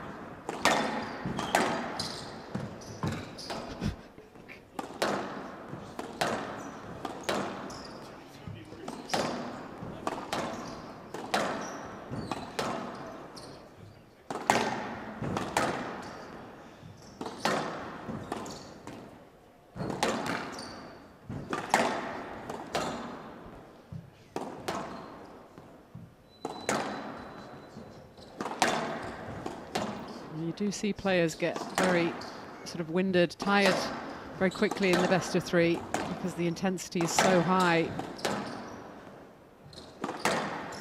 You think that the matches won't get physical, but they often do. Down. I think the players are so intent to start well that they almost come out a little bit too quickly. Yeah, I know. Slightly 2-4. Punch themselves out.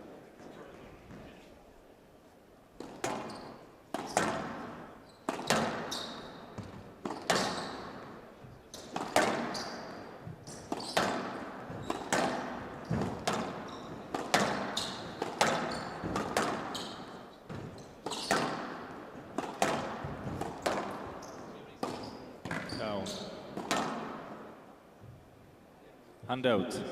5-2. It sort of looks slightly thrown already. Wilhelmi made a couple of uncharacteristic early errors. Maybe feeling that he needs to be a little bit more aggressive with his play. It's not his natural game.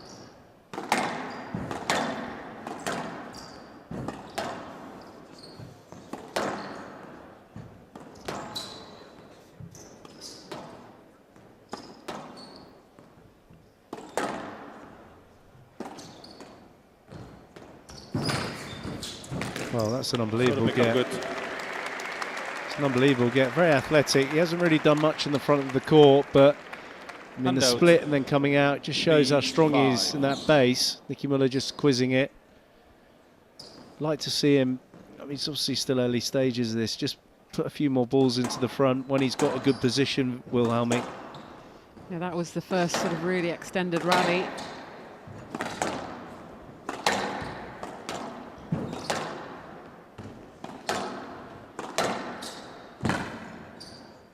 That's good work here from the younger Swiss player.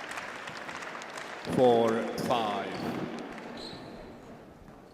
There was no early panic with a couple of errors that were produced by him. So within 1 point now.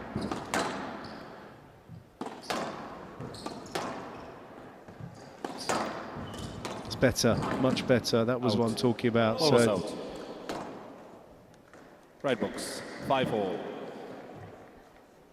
From the right. Right side? Right side, 5-all.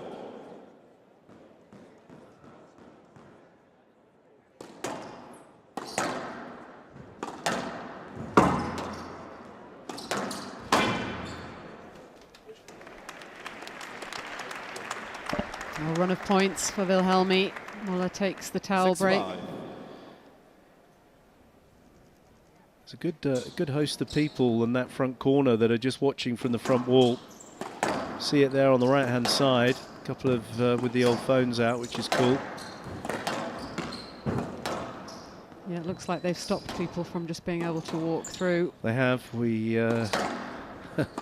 came through from the CEO, PSA. Oh, really? Yeah, oh yeah, oh yes. Top of the tree. Because of the blackout, it kind of made it quite apparent. It was a little bit off-putting. Well, he's on a roll here. He really is on a roll. He's just cracking on with his own business. Quite a relaxed demeanour, really, isn't he, Wilhelmi? Yeah, as you said, there wasn't any sort of panic with those early errors. He's managed to extend a few rallies, put a little bit into the legs of Mueller. A very good sort of containing squash. He's keeping the ball really straight and tight.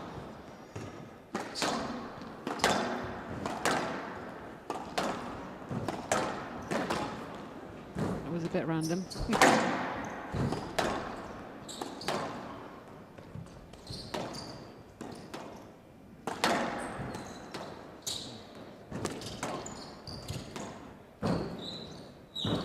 There's the speed. This is really good play from the youngster.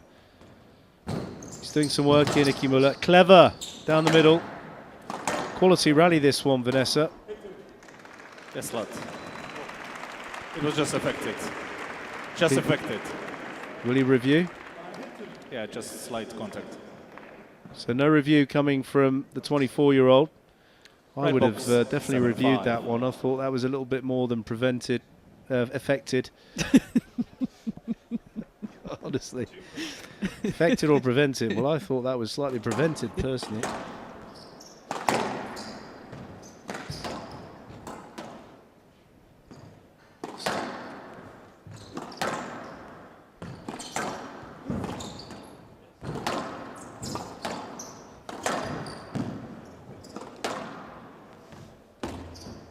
Again, very accurate play. Incredible.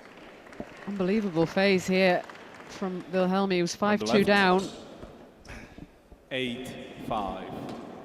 It's really frustrating. Mueller is not able to find anything around the front. He's looking to find winners, move the ball around. It's just being contained. Yeah, he's got it's a very solid, simple game plan. And he knows obviously how to play his teammate, elder statesman. 11 years between them.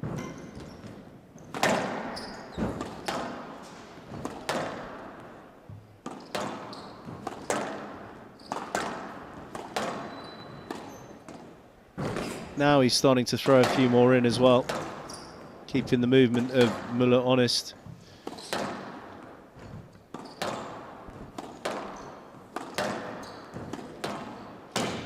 Still to Mueller. First point on the board and much needed, hence the shout of encouragement to himself. Handout. 6-8.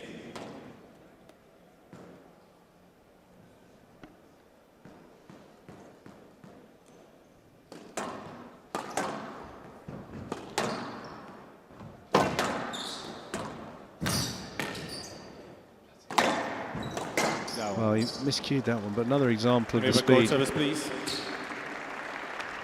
Watch this. Gets it as well. Wow, that was a Mr. Merlo, do you need incredible to go to recovery. towel?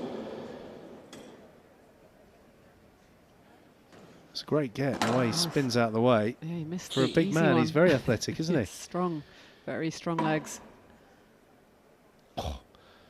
Left. Thank you. 7, He's got that 8. slightly lower centre of gravity, hasn't he, for a tall player? Yeah, he's just like a kind of taller version of Dimitri Steinman.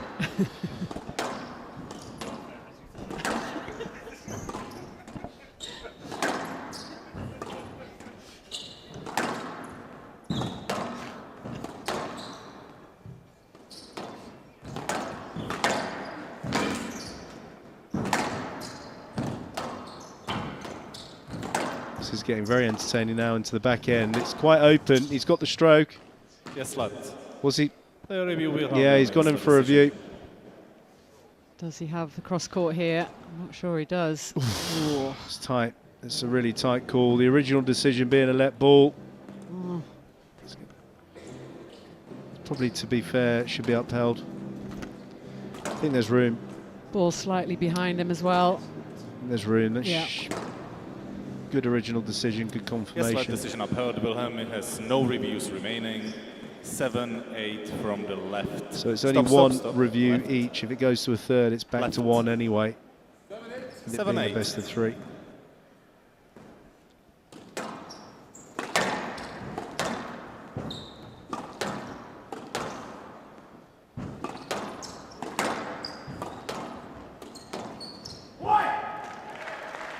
So he's battled back into 8-all. An even position now.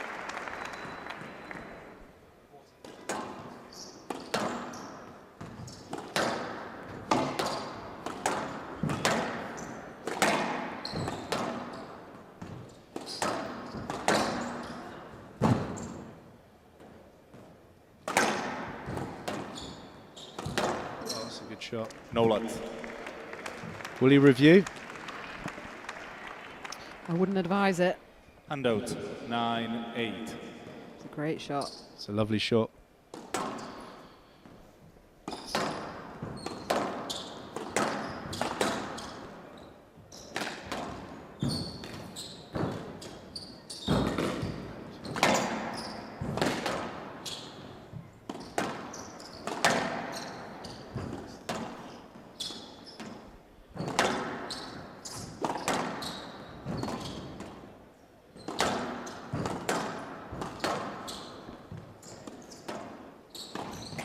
Oh, he wasn't anywhere near that, Nicky Mueller. No. That was a massive, massive present.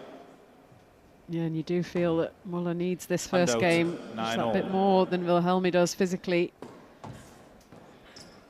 The volley boast, that's the first time he's played at this match. Wilhelmi just clipping the top of the tin.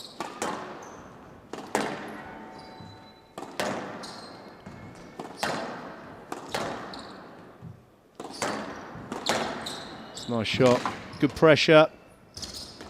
That's a great rally. Goodness me, that was a guttural one, wasn't it? Came right from the lower abdomen. 10-9. Game ball. Impressive stuff. A very high quality first game between the two Swiss players. It's game ball for the young one.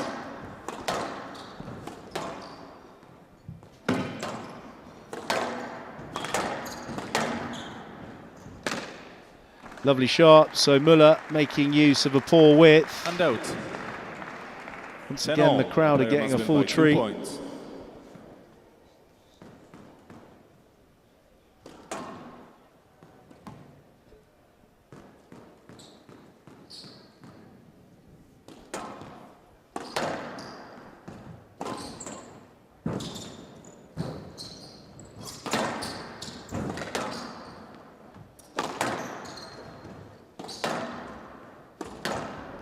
Oh, that's lovely. Very tight.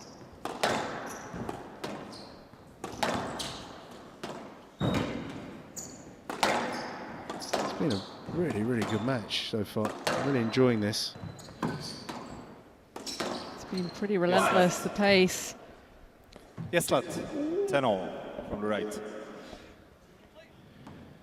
Again, I like the finish there. Mueller gets the let ball. I suppose the second bounce is a bit further back, but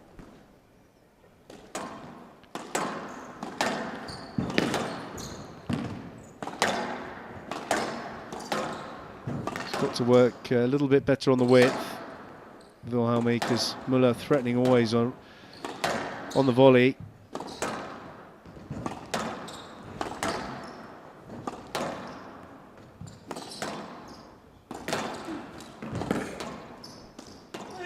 Clever, really good play. Yeah, there was space Did on the nothing right. wrong on that occasion. And out.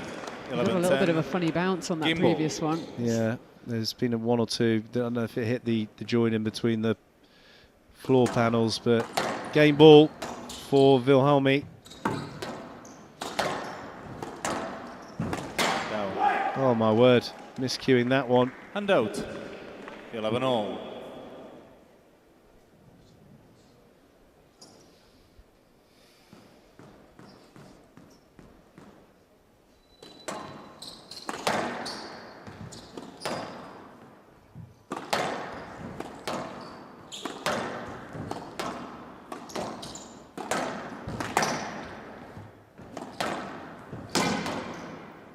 Down. Oh, that's a big miss. And out. Massive, massive miss, 11. Vanessa. I mean, he was right on. I mean, Game you ball. put that away in his sleep.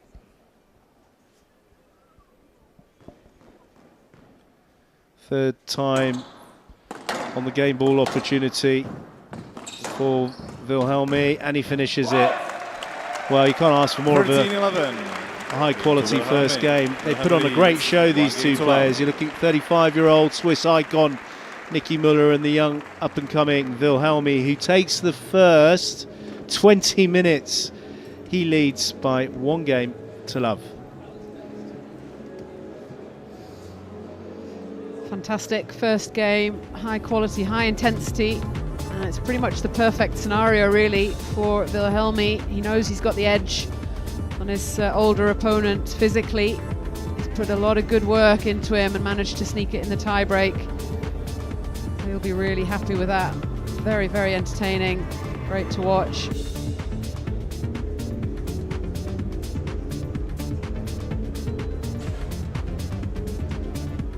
Really impressive. There's David Heath.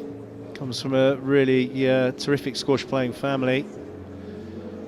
Be very thoughtful. I like the attitude of the youngster. You can tell he's obviously in good, very strong physical condition, but he kept his counsel, very relaxed in his technique and his demeanour. 60 seconds. Let out a couple of roars when needed right at the back end of the first. And as you rightly said, the fact that that was 20 minutes, Vanessa, that would have done a lot of damage to Mueller, and Mueller's lost that one. So encouraging times for what could be a very solid upset for him. Yeah, I spoke to David briefly before the match. He said Wilhelmi generally likes to have a bit of time to put that work into his opponent, which obviously you don't get quite as much with the best of 3. So he'll be really pleased with that outcome.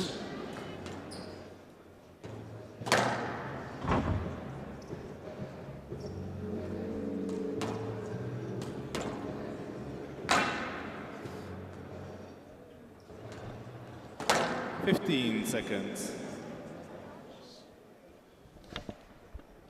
Well, the flags are there. No waving, but they have got them in the hands. Wilhelmi leads 1 game to love. Love all. So the 24-year-old starts the second.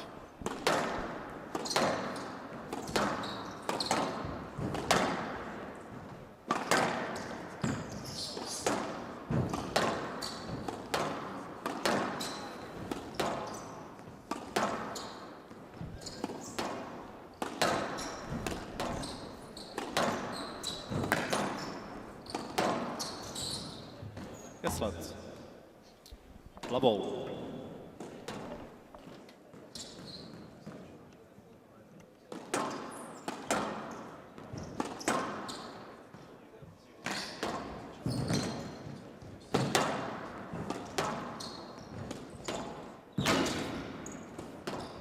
Up. And out. Crowd getting behind Mueller. One love. He is the more local of the two, based here in Zurich.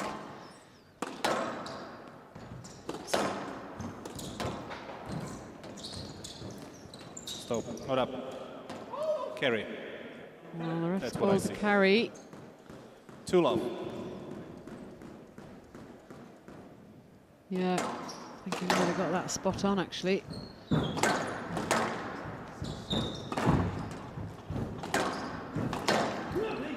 No lot. There is nothing wrong. You need to go and play through. Doesn't clear a single bit. It just hands on. And out 1-2.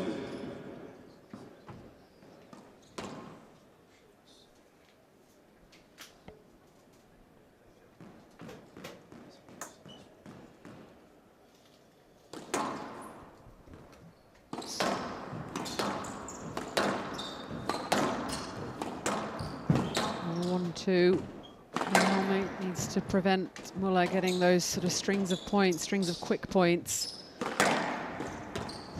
And there's another winner. Again with that slightly loose cross court. 3-1.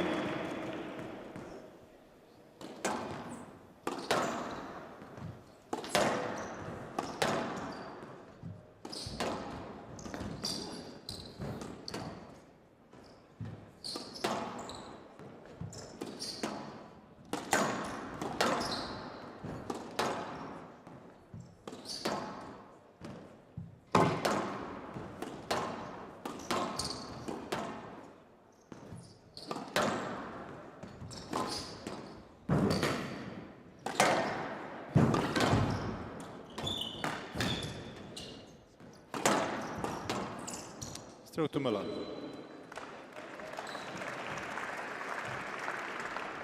For 1.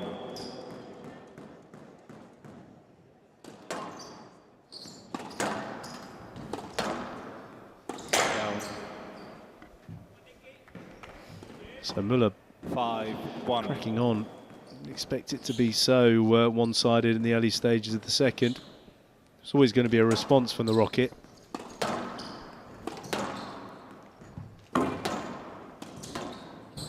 Not exactly what he needed. No really tough rallies so far in this game.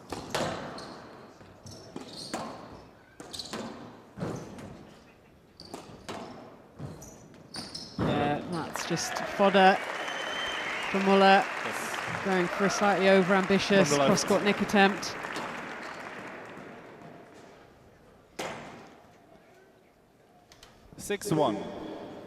What would you attribute this to, Vanessa?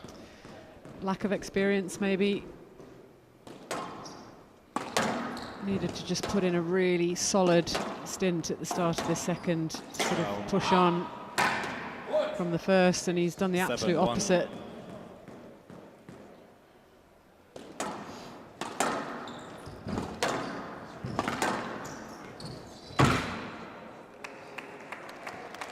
And out 2-7.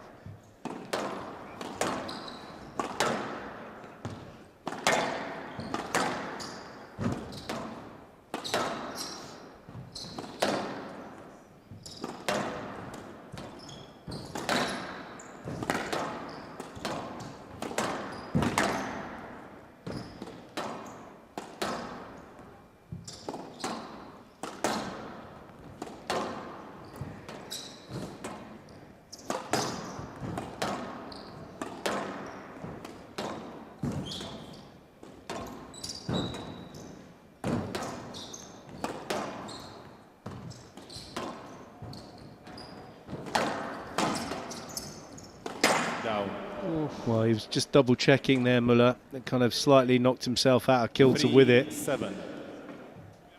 Bit more physical that last rally.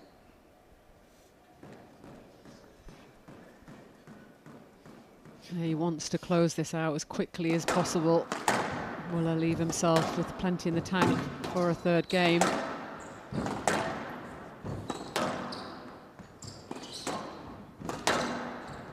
Wilhelmi, even if he doesn't win this second game, he just needs to make sure that he gets a bit of work in, trying to extend these rallies.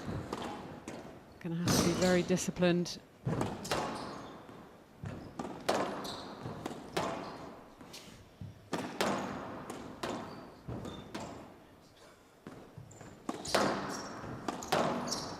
Stroke to Mueller. Handout. 8-3.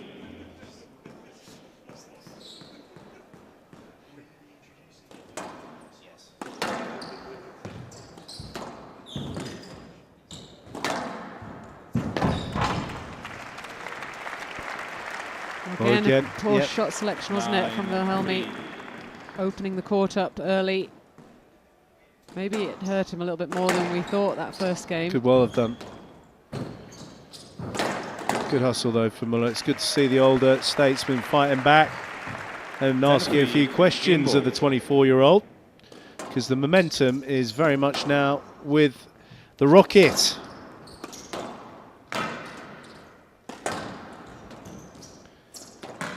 He's caught the top of the tin. So after a 20-minute first game, won by Wilhelmi, Nicky Mueller responds in just 8 minutes. Combination of stepping it up, but also a lot of kind of slightly soft errors from the young man. And it's now, we're guaranteed a third game in this all-Swiss battle here in Zurich. I would have my forehand. ElSherbini's backhand. I would keep that for sure. Probably I would take ElSherbini's tactics as well. I don't want to keep saying Sherbini. I've said Sherbini in all answers. Receptive. I think more tired, probably Iranian as well. Yeah, I would definitely say Laura's mentality, probably. Yeah. I would steal Shabana's Nick. Exertion in that second game.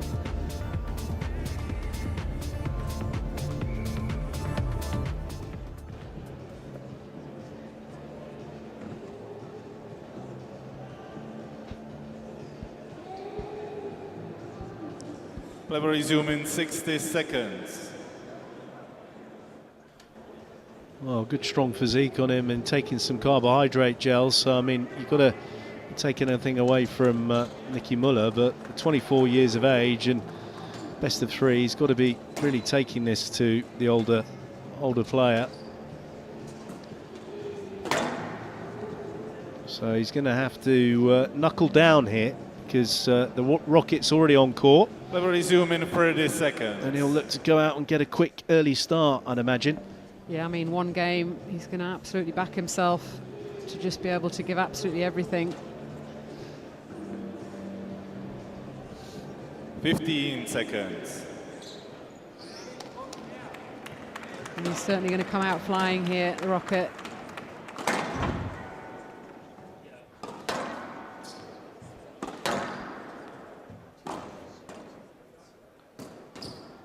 One game all. Mueller to serve. Each player has one review available. Lubble. So the third and final game, which Swiss player is going to book their tickets into the second round here in Zurich. Down. One love.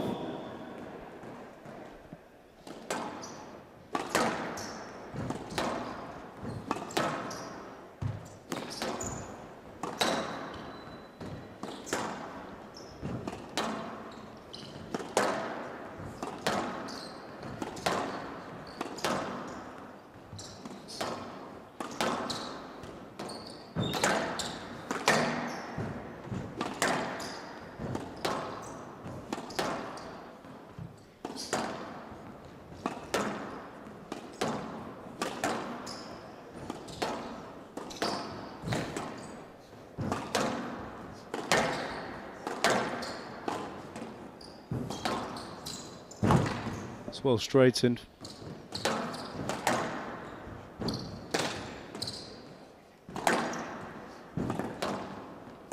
Down. Oh, he was unlucky there, wasn't he? Had him shut out nicely. It was a hard-working rally. 1-all.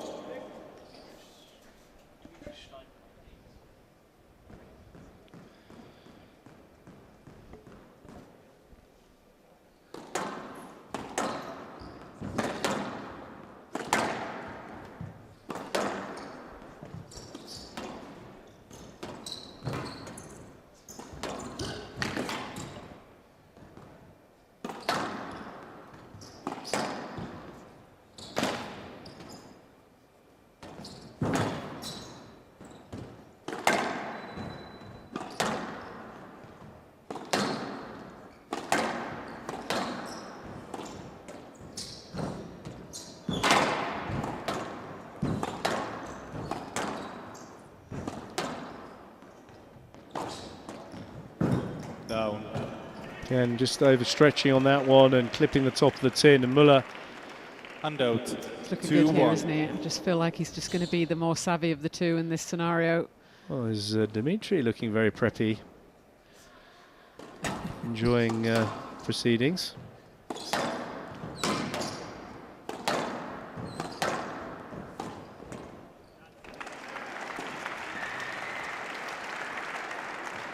Three-one.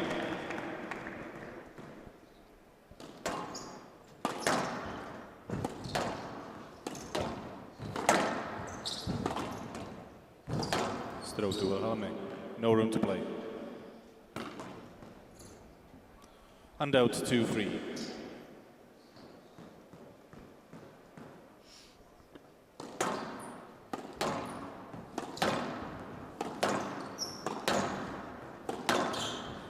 Down. So many errors, good Yeah. positions as And well. out. For 3 errors 2. already.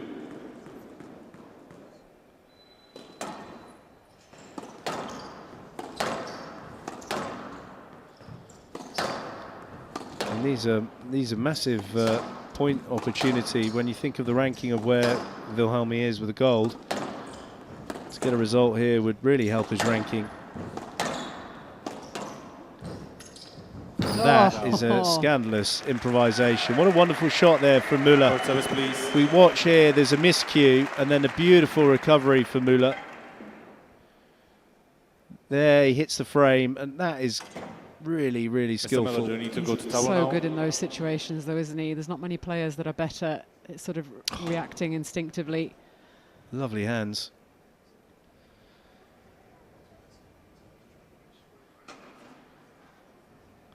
Thank you. Energy levels look good for Mueller as well. Yeah, I can't see it, to be honest. I can't see him giving away even this lead. It's only 3 points, but... No, particularly with the width hitting, if he's going to fire it onto the racket of the rocket. He's got to get his quality up, Wilhelmi. See somebody just chilling in his bum bag, his kind of knapsack or a purse, whatever you call it. These players are going toe to toe.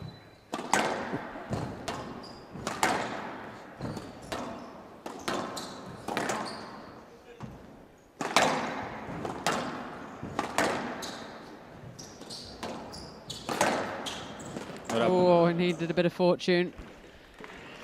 He does, he certainly does. And out 3-5. Help from the court on that one.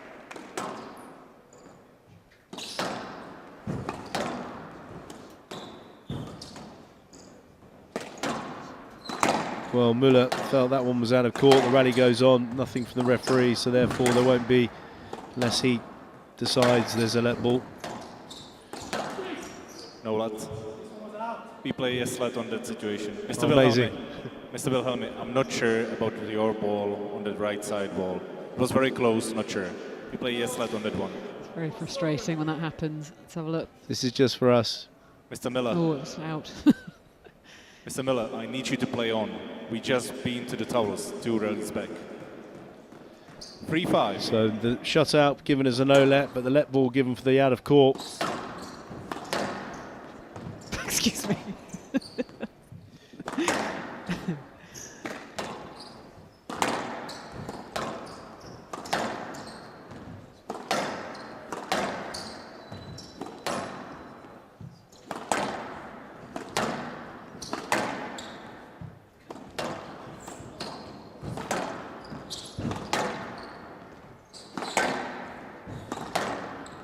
signs of Wilhelmi responding here.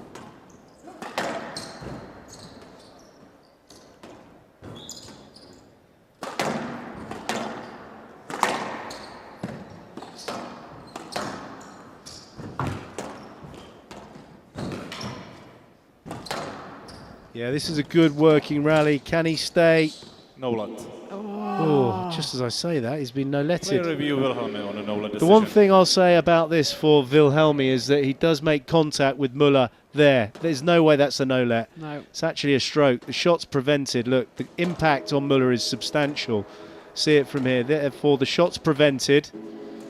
I think the thing saving it from being a stroke is the ball being so close to his body. I would give a yes let there. Well, you're incredibly diplomatic. You could always get a job for the UN. 6-3 from the right. If you want to work for the WSO, you're going to have to be a lot more... Because the ball was in the position where you couldn't hit it. 6-3. Well, that's why it was given. Slightly harsh, perhaps. A very happy Nicky Mueller.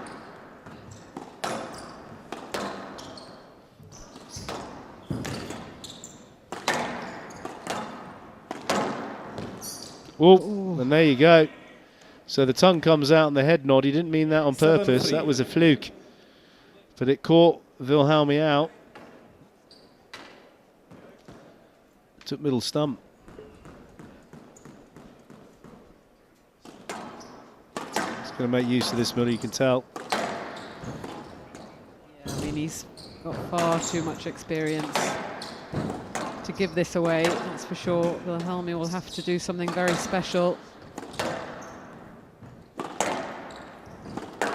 One thing he can't afford to do is hit the tin. It's going to have to be beyond rock steady, Wilhelmi.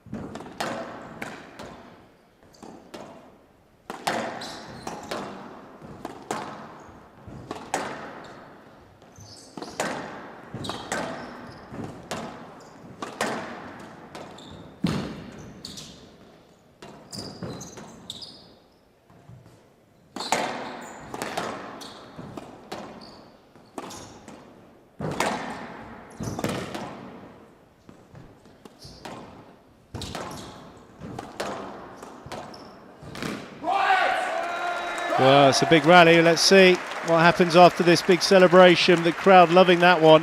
Hand out. Good atmosphere, you can hear it. Imagine when that's absolutely rammed. 7. Well, exactly the kind of rally that Wilhelmi needed. Needs a few more, though. Yeah, still quite down on the points. 3 points between them.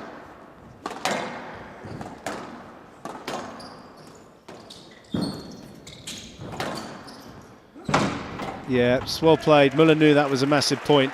Huge point to get back quickly.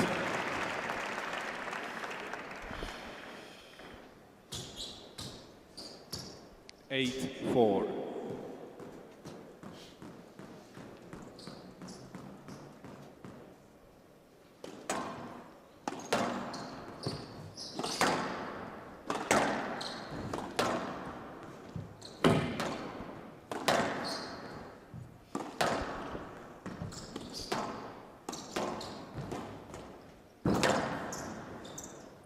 Yes, Lot. 8-4. Well, what they heard there was slightly bemusing for them both, it seemed, but oof, that was tight, close to the body.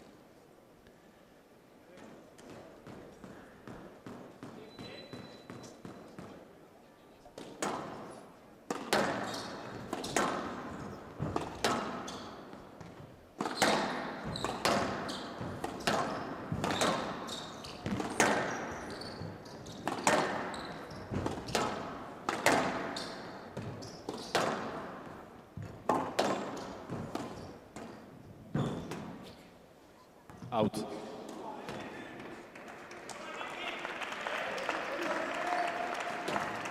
Nine, 4. Edging closer.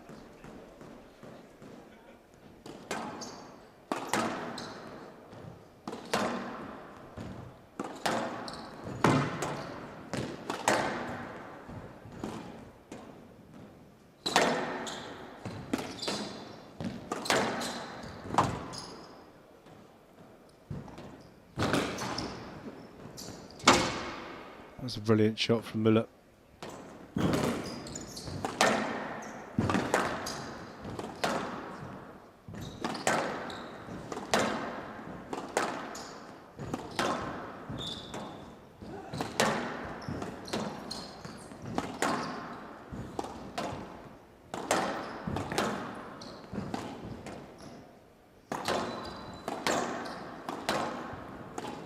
Down. Oh, I can't believe it. He was really on all over Wilhelmi in that rally. And out. Starting to feel it now, Mueller, but you just know it's two opportunities which, if they come up, he'll go for it. Absolutely. I mean, he did there, just clipping the tin.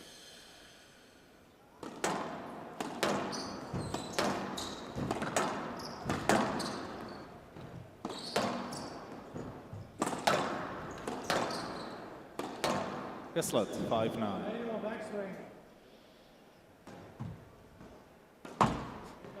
Affected. Affected, that's all you need to say. The old hand wiping on the back wall, nothing's been said about that. Use the sidewalls, not the back wall because of the TV. They were very on it in Alguna. Yeah, not here though.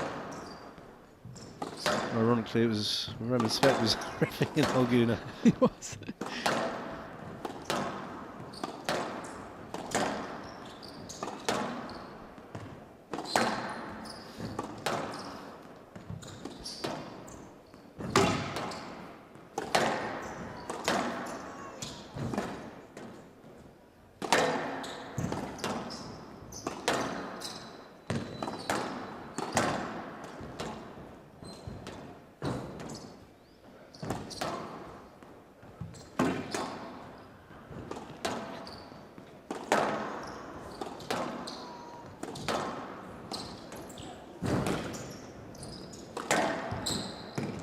Yeah, it was good as well. There wasn't anything overt about body positions or exaggerated movements there. Just played his shot. 9.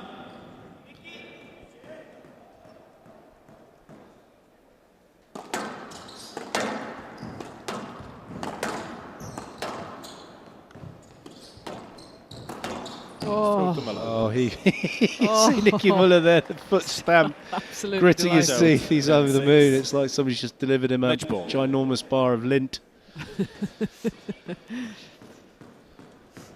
4 match balls for Mueller to overcome his younger teammate.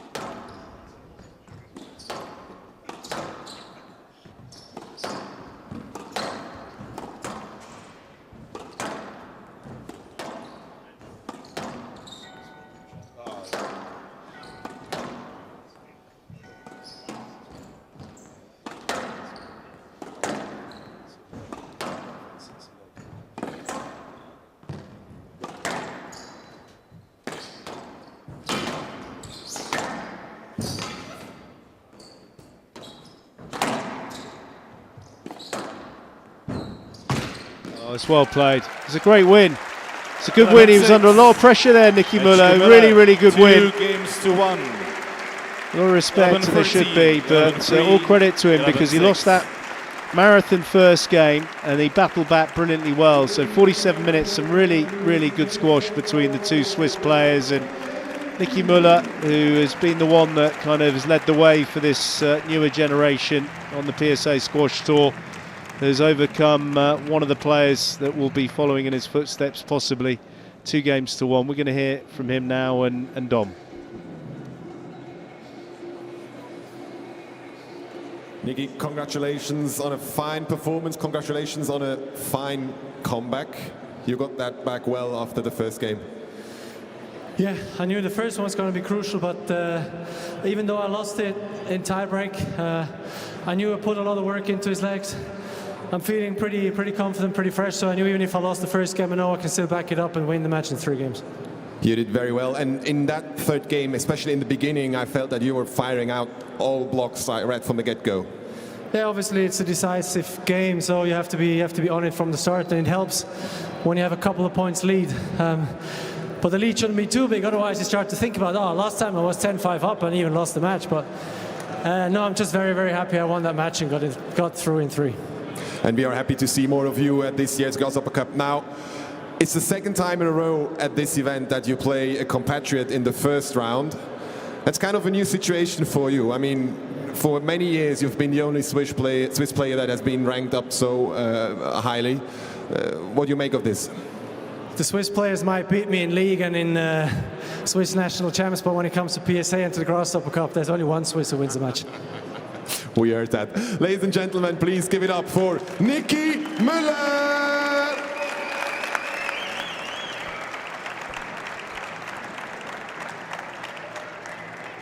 Well, fighting talk there from Nicky Mueller. Very satisfying win for him.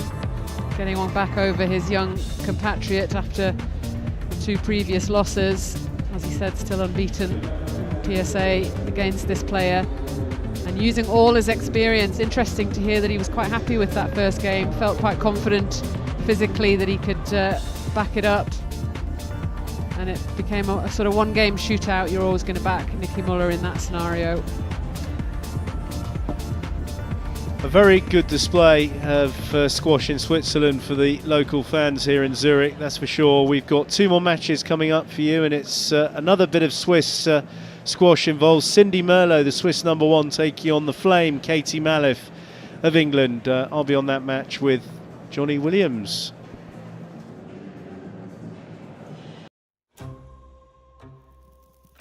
Taken a 3rd US Open title. She's won another major title, ElSherbini. Or ElSherbini has won a 7th World Championship title.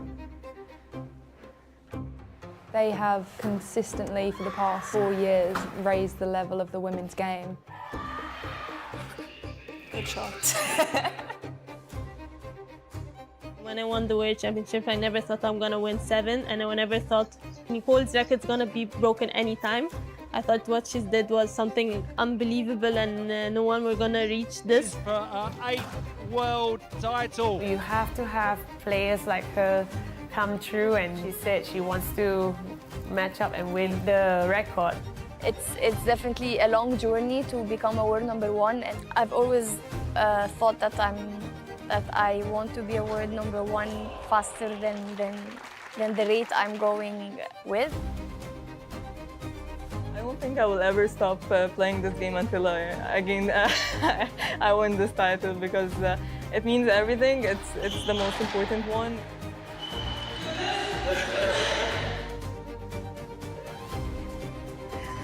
I don't think I've ever been emotional like this before. I never imagined I can be like that. Usually I show very little emotion, but this means so much, so much.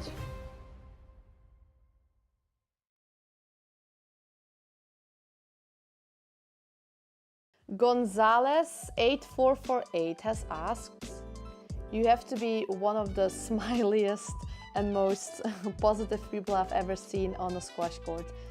In a sport such as this, how the hell do you do it? Thank you. Fake it till you make it. There we go. No, I'm not gonna say that. To be fair, if you're not positive, if you're not loving what you're doing right now, then might as well stop. Like, I prefer to go through life with a smile and with a positive attitude than being grumpy and miserable all the time. So Connor Sheen has asked, would you rather fight 1 John Mozzarella-sized duck or 100 duck-sized John Mozzarellas? Well, I would probably fight 100 duck-sized John Mozzarellas because they're small and you can just like right?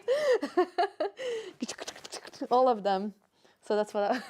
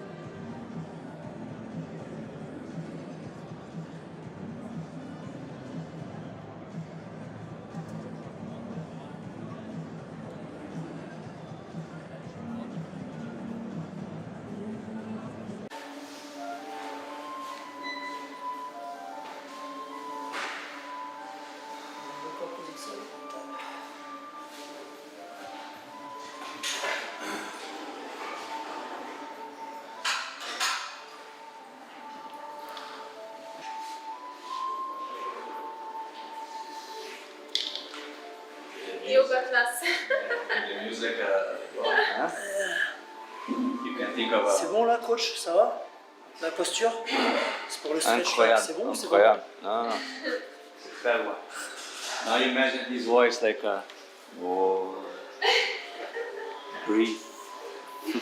Yeah. What time you get food? Around 3. 3?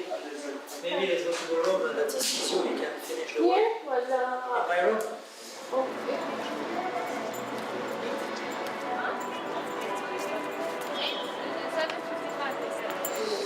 Okay, the bus is 6:30? There's 5:45 and 6:30. No, 6:30 is enough. Huh? Yeah, I think so. I think so too.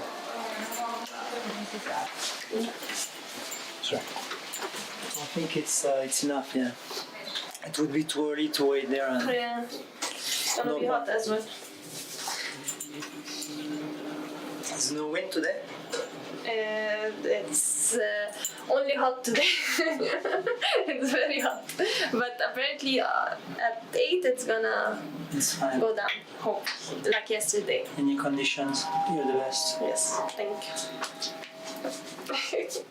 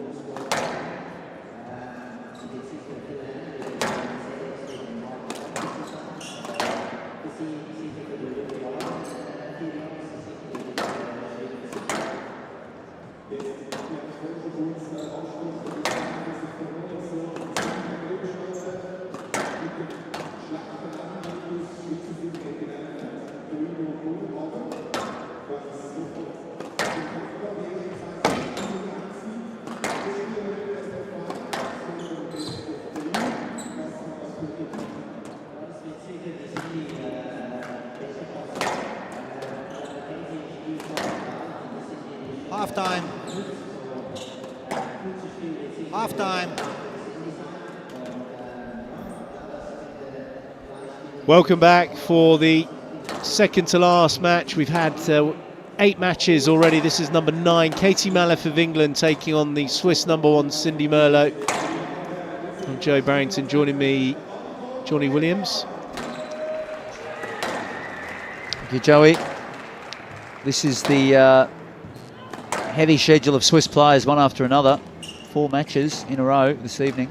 Great exposure for the local crowd as we look at the performances of Katie Malliff of recent. She had a very, very good Manchester Open. Big win over Frida Mohamed. Very big win indeed, and that was all the way to the wire. You can see she went 2-love up, managed to hold off Mohamed and win in 5. So a really good test of her endurance and her character. Incredibly well organised with the technique. Took the first game off of Kennedy as well, Johnny. Just started to run out of steam a little bit. A few areas not fitness related where she's got to get sorted. So let's hope she's having a good day physically today for her standards, and selected for England for the first time for the Europeans coming up at senior level. 23 in the world, but I do feel that she's got the potential to get a lot higher. Most definitely. We've seen the talent that she possesses is very obvious. Once she gets positions around mid to front court, she can polish things away quite quickly, but she's also got the good fundamental base as well to back it up. So Cindy Merlo, there's Johnny, just take us through. Is that all the family there, or I mean, well, the father was in earlier today. The mum is sitting in the midst there with the blonde hair. Well. She really narrowed it well there. She's smiling as she saw herself on camera. All 3 of them did, so you've narrowed that even better. I suggest, imagine you on a lineup for identifying who did it. I mean, absolute. Well, it's the one in the middle. Well, it can't be the one in the middle. There's 5 people. It'd help me if PSA our direction team could put up some numbers above their heads. Direction team. Yeah. I don't know. We've never heard of a direction team. Well, as the clock strikes 8 p.m. local time, just see David Heath there, who was advising Yannick Wilhelmi.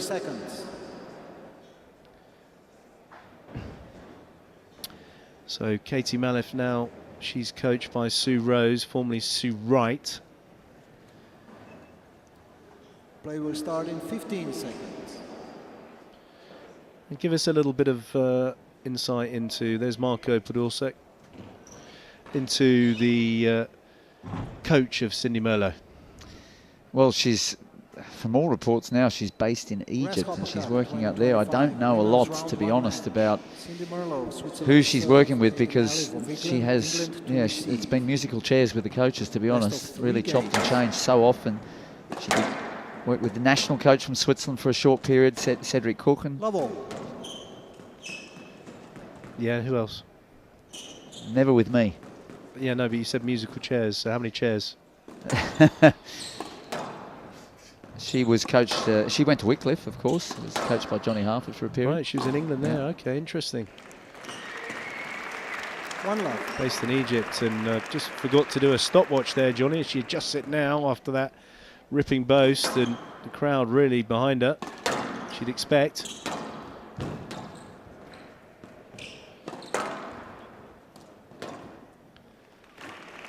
Well, the crowd also appreciating the Flames' ability at the front. So we've got a very neutral crowd, which is strange for Switzerland.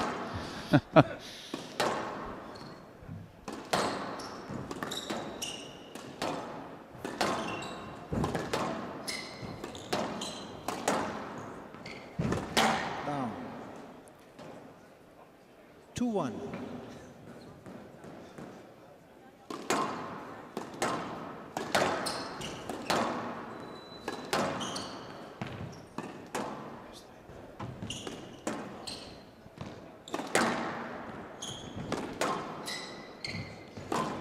Down.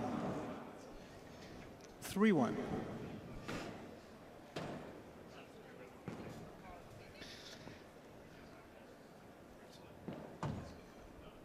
Good way here for Malliff just to settle things quickly, get the local on the back foot a little bit. Just pinning her back nicely.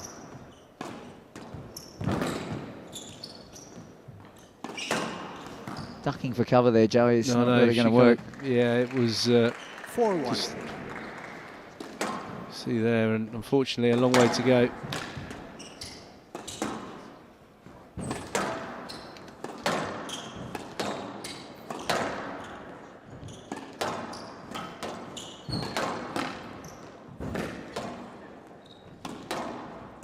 Down. 5-1.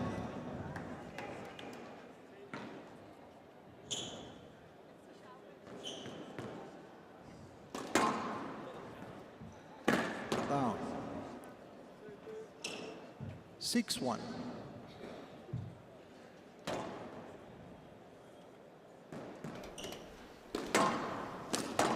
Well, Cindy Merlo cannot find a length, Joey. She's getting carved around the back of the court.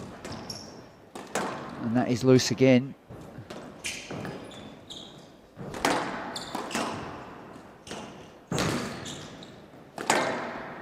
She manages to get one on the board as the crowd appreciates it, but Hand out 2-6. definitely needs to explore the back part of the court as well and put some pressure on Malliff.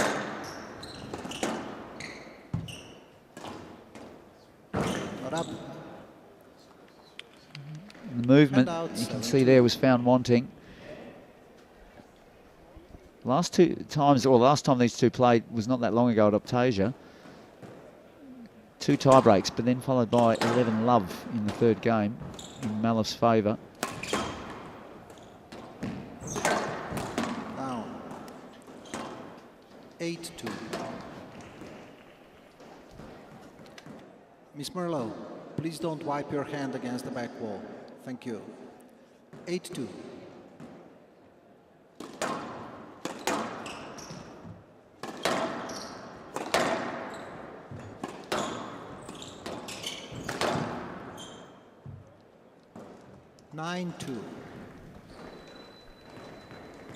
Well, there's no construction here, No, Joey. no, There's no base game at all, so you're not going to see much success at this not level. against Katie Malliff, who's got, so many shots. It's a bit of a shootout, this.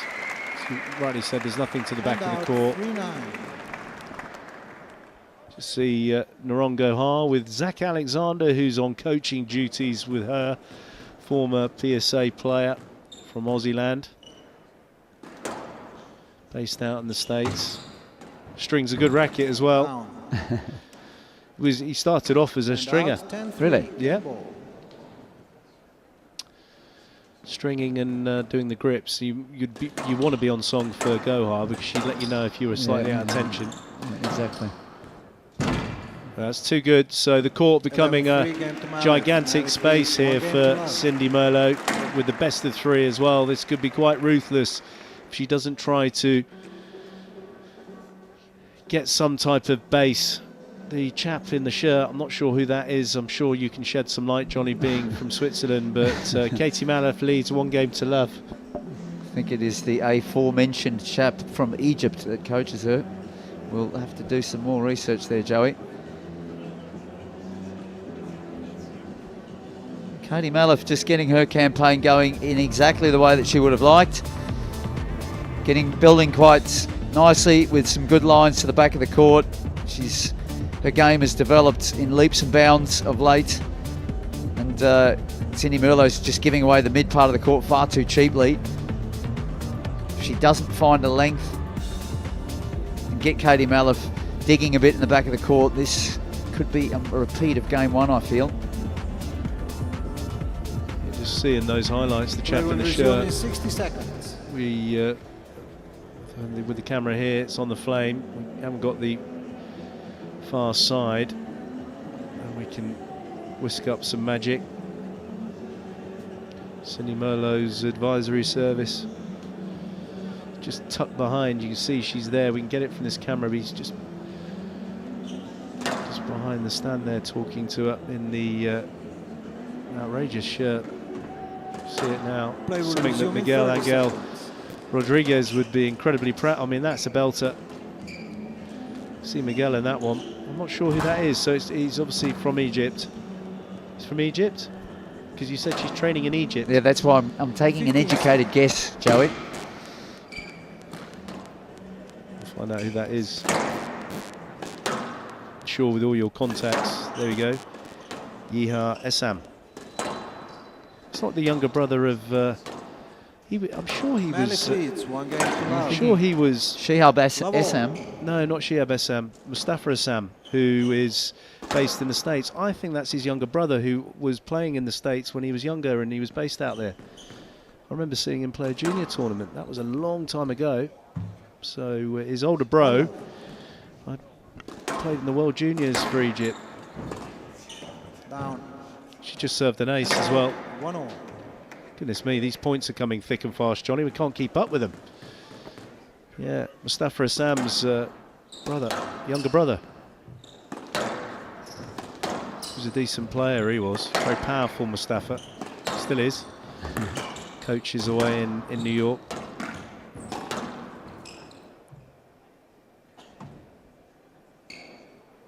No let.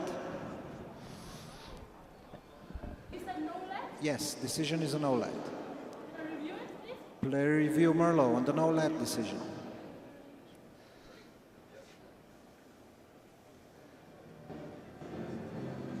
Well, it's a harsh decision. I feel that there's not much follow through available here for Cindy Merlo. It's ball is jagged out towards the centre of the court. I think a no let is a little bit too severe.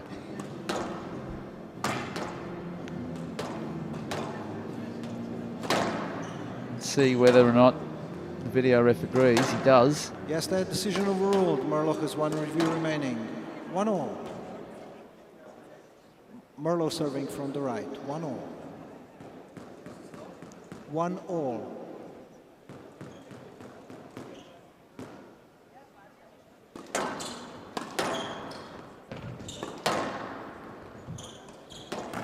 That's a lovely drop. Just another variation she's got in the toolkit.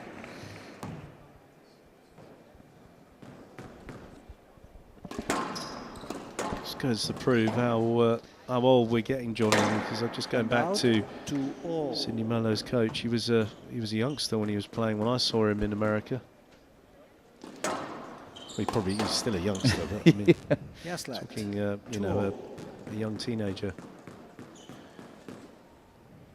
So Mustafa did the college route in the United States. Mustafa didn't. No, he played. He was World Juniors.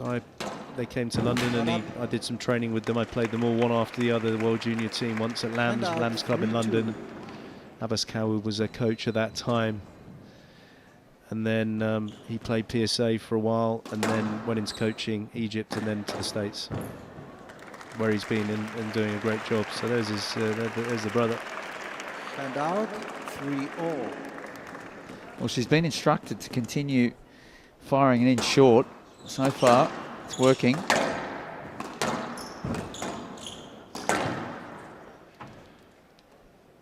Hand out 4-3. But it is a double-edged sword.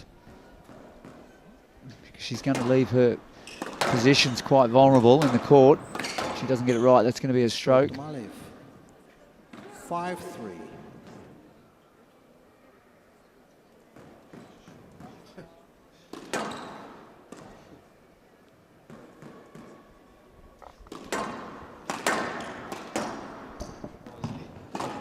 Down. It's not what she needs right now. As she all the points have just run away very fast. There's the Iron Marshal who's got the scarf on to keep the neck warm.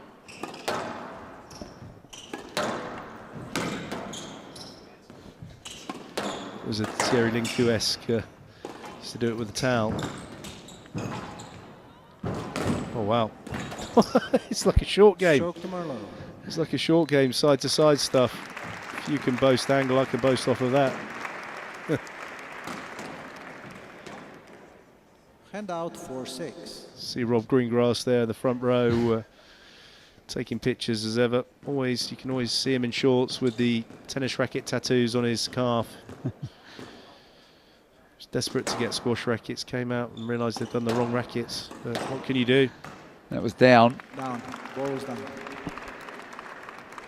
Hand out, 7-4. Down. Well, Katie Malliff's just Hand out, 5. gone off the boil a little bit in this game. That's given Cindy Merlo a tiny look here. Can she make any headway at all?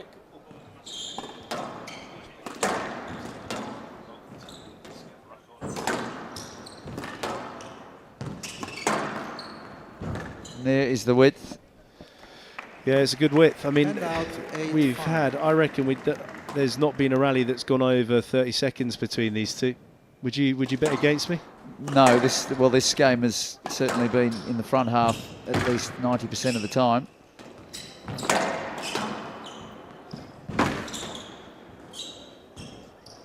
Stroke to Malliff. You ran into her swing. There's no way she can play this. 9-5.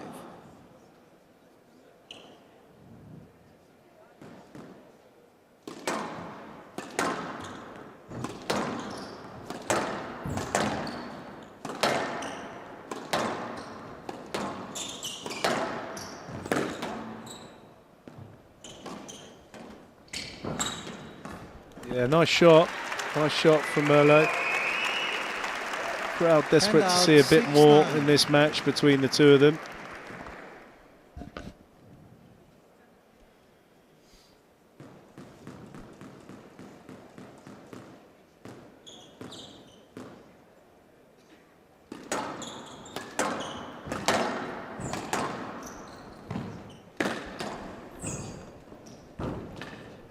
Well, she's just sold herself into trouble there, Malliff. She just needed to counter drop, dink that ball in straight, but again, she does like to play that roll drop. Gave Merlo another opportunity to finish the rally though.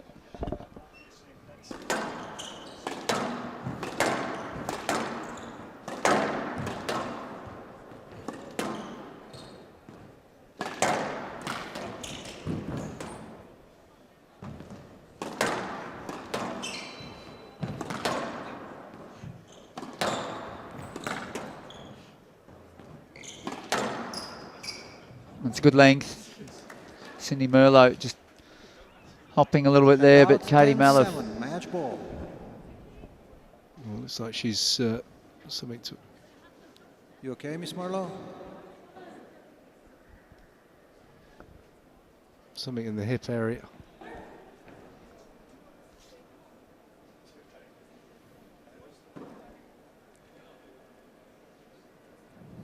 She's obviously pulled something there.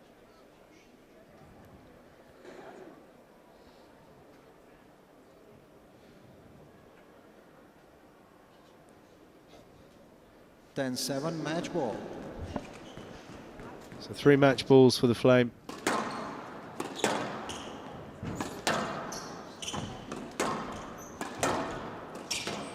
It's a lovely finish. Well, that's what she can do, Joey.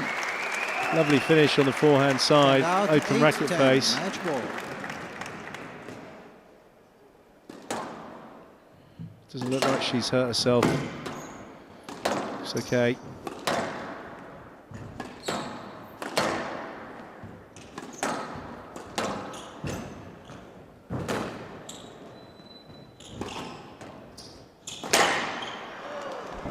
Unfortunate there, she was kind of last late flurry. But it's Katie Malliff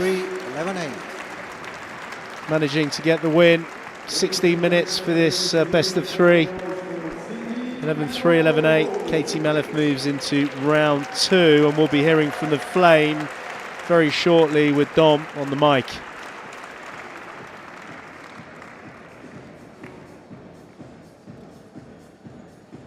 Katie, congratulations. That was some clinical squash on display from you. You are through to the next round. Yeah, pleased. It kind of took me a while to kind of get my range. I'm not sure, just on the cross scores, kind of leaving it in the middle a little bit, but kind of got better, I think, as it went on. but yeah, no, Cindy's a good player. We only played a couple of weeks ago, so yeah, it was pretty tight then. So yeah, I was watched our match back and tried to do better this time. You did very well, and it was very tight, especially the first 2 games, but that was a best-of-5 format match back then. Today you played a best-of-3. How did that change things? Yeah, you're with best of 3, you've got to be on it from the get-go. So yeah, vital we do a solid warm-up and yeah, just trying to play well from the off, and I think I did that. Now, I mentioned you are through to the next round. You're facing Tine Gillis from Belgium in the next round. Any thoughts, the preview for that match?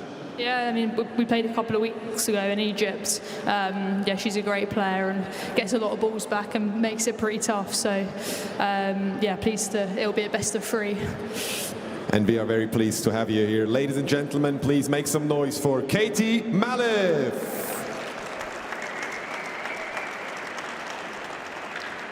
Well, she seemed reasonably happy with that. I think that she probably will take a look at game 2 and see some things that need to be tidied up. She didn't hit her marks early in game 2. That gave Sydney Merlo a little look to get in on the scoreboard a little bit more.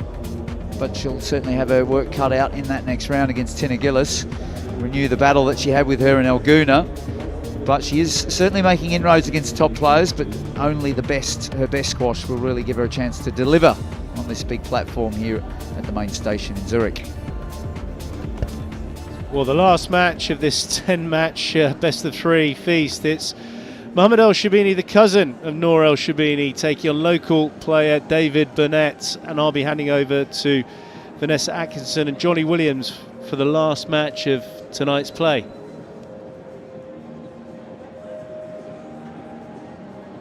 I do remember the first time I've seen a squash racket because I was at my ID club with my dad. He was playing with his friends, like just for fun.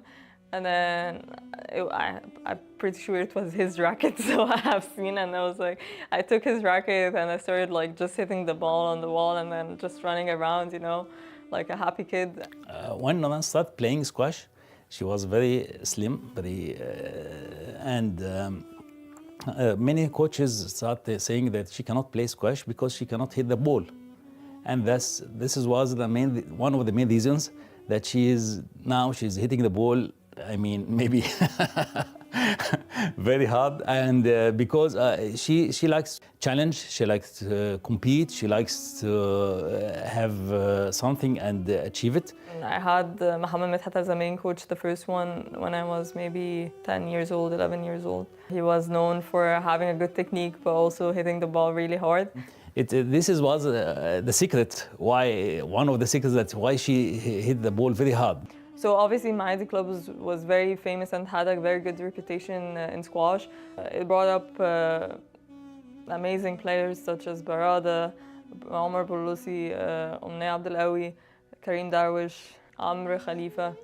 A lot of world junior champions and a lot of world number 1s and a lot of top players. Ta-da. These are the courts where I started playing. This one in particular is the one I spend most time on it, soloing, and my mom was sitting here or standing when she gets angry. And then sometimes she goes down. If she goes down, then I'm in trouble. I actually, I don't know, I feel very emotional right now, actually. Oh, it's just, feels like it was just yesterday, but it was actually 20 years ago. Less than 20. Yeah. When was the last time you and your mum came here together? Oh my god. Maybe when I was 12 years old, 11 years old. But we do come to mine, but we never came to the court together. Yeah, and she was the one, like, my dad obviously is the one who introduced me to the game, and he was always spending time with me. And actually on court as well, like, many people don't know this, but he used to hit with me until I was under 13 maybe, and he would be the one, like, feeding me before matches and stuff.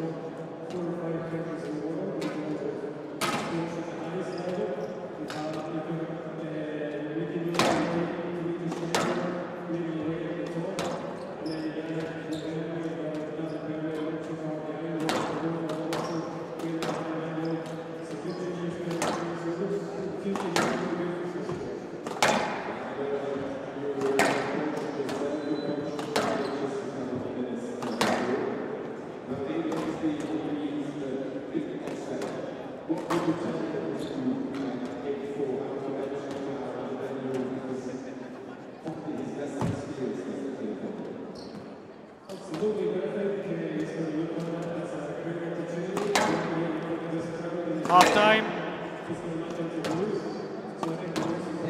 Half time.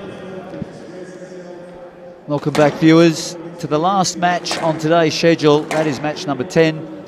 And again, it's another local, David Bernet, the 19-year-old, up against Mohamed ElSherbini of Egypt.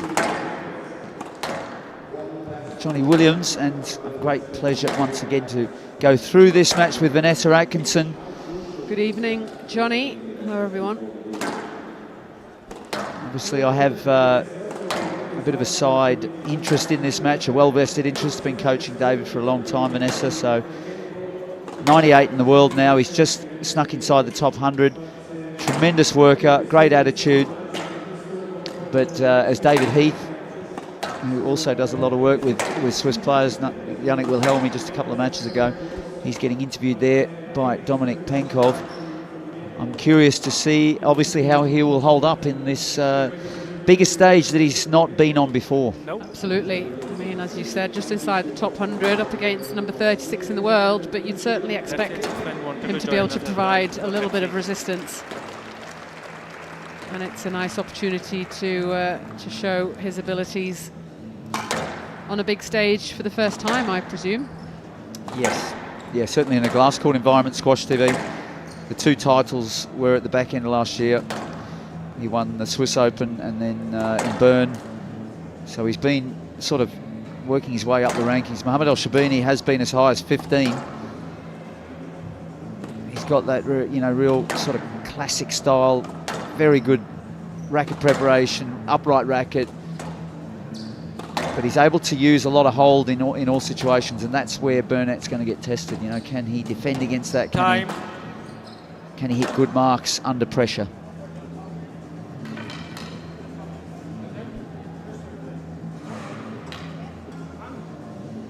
Needless to say that these two are playing each other for the first time. Just checking the shirt colours.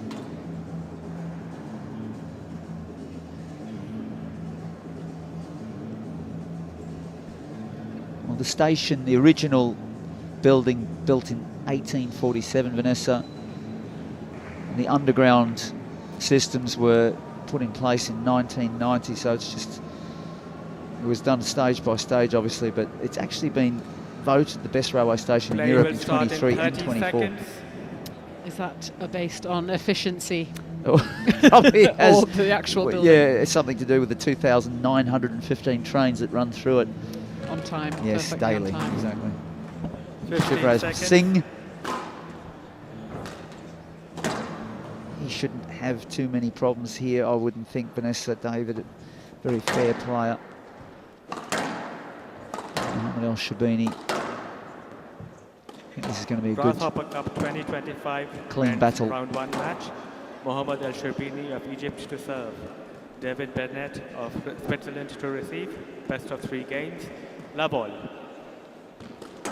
So ElSherbini gets things going here. Down. David Bernet immediately attacking that One front love. left. He does, it's probably his signature area, if I had to pick one. It's pretty impressive looking through his results last year, obviously playing challenger, smaller events, but very consistently making it through to, you know, semi-finals, a lot of finals, and winning the odd one as well. Yeah, what he does have is an engine, and he will, if he gets any kind of look to extend this out and has a sniff, And out. he will be there. 1-all. There's no doubt about that. Good to hear the crowd straight away trying to get behind him. So they should, Vanessa. Every point, I'm sure, will be met with big applause. We saw that some of the previous Swiss players.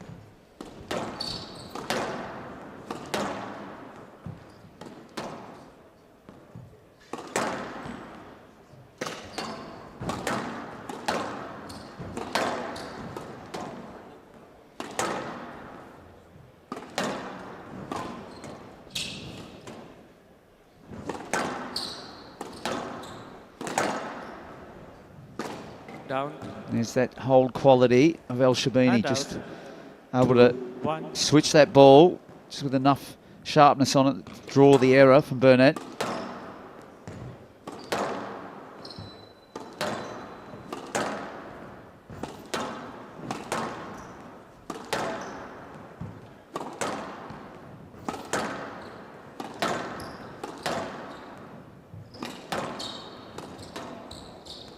Yes, let. 2-1.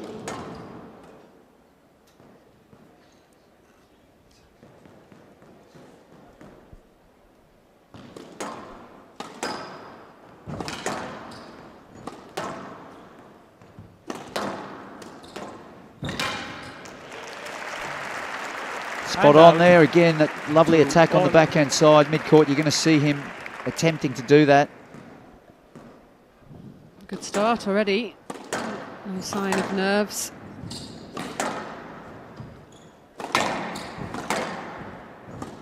I would have expected that the nerves are not really going to be an issue, Vanessa. He's very composed on and off the court.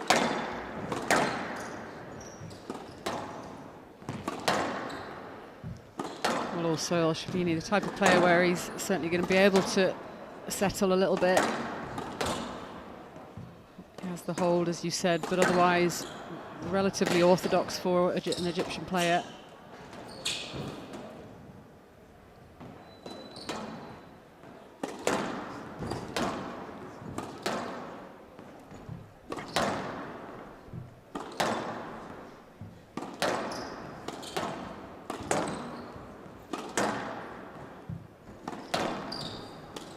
Down. So the patience just getting And out. tested there. 3-2. Just to wait Please take some your of the heavy seats. hitters of the VIP section just to take their seats. 3-2.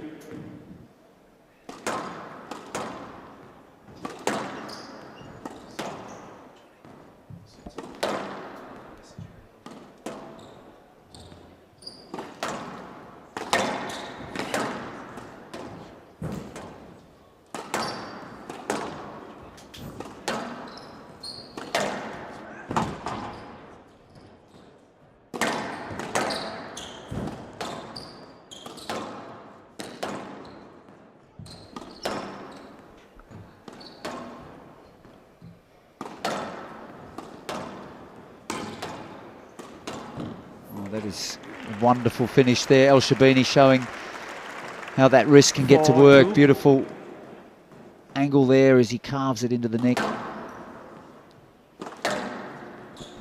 He's also not the character that you would expect to get fazed by this situation, Vanessa. He's a pretty cool customer.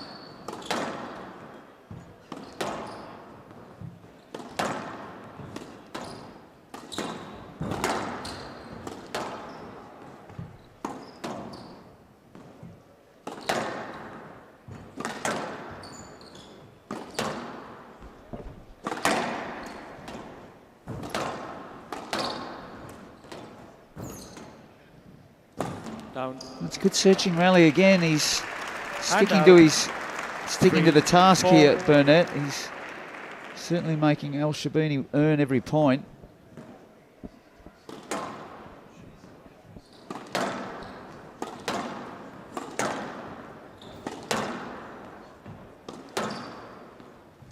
Very attritional battle early on here, Vanessa. ElSherbini's just being a bit cautious of things as well. Well, unknown opponent. Just wants to sort of see what he's made of, and he's doing pretty well so far. Hand out. Loose ball. 5-3. Certainly asking a few questions.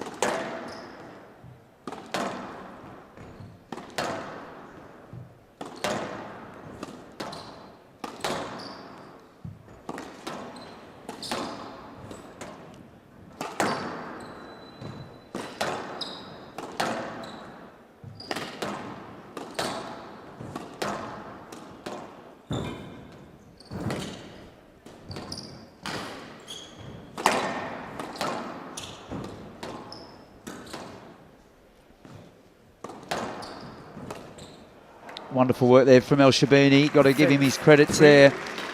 It was a good exchange early in that rally in the front left. But he's just keeping the younger opponent at bay at the moment quite nicely.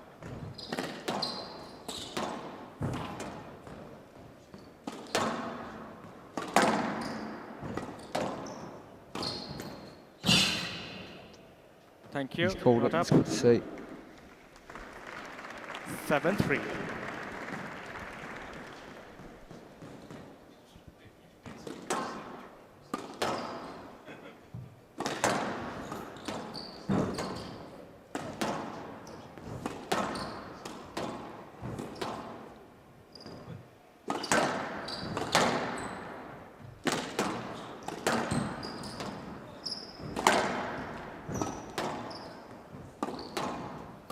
Down.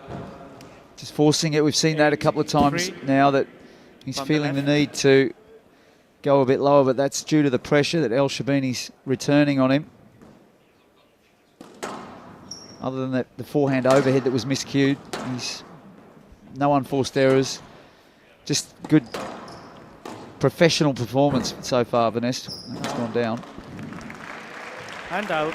Yeah, he's got a reasonably healthy lead now.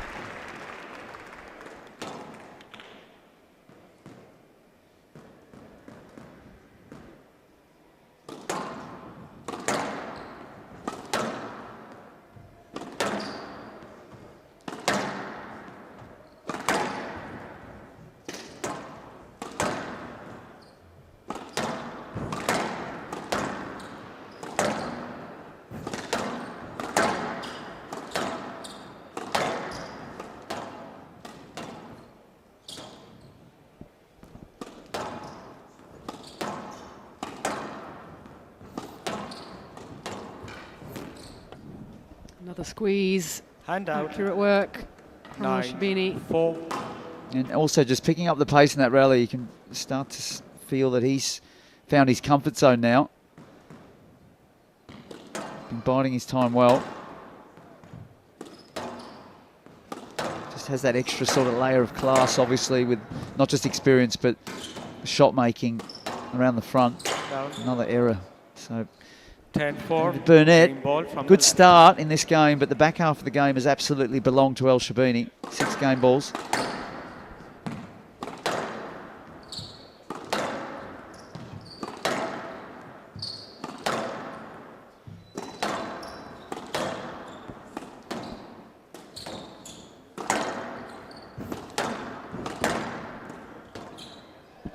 Nice little half volley there.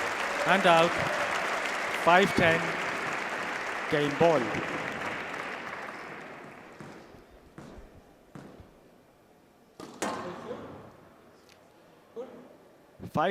Game ball.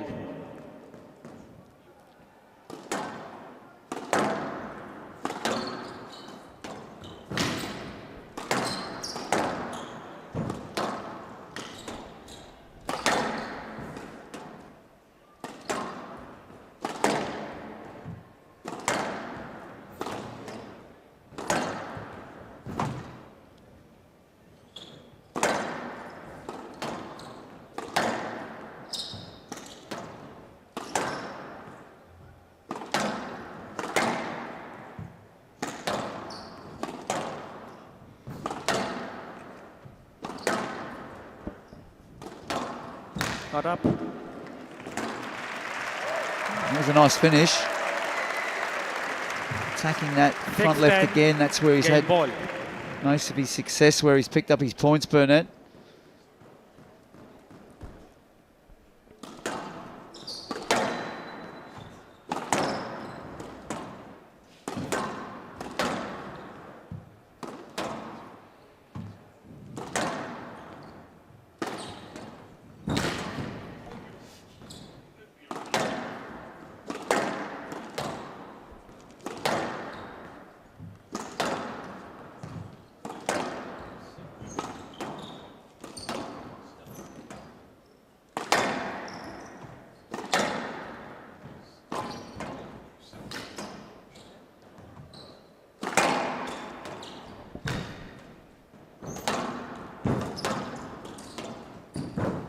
Good stuff from the youngster. He's staying positive, isn't he?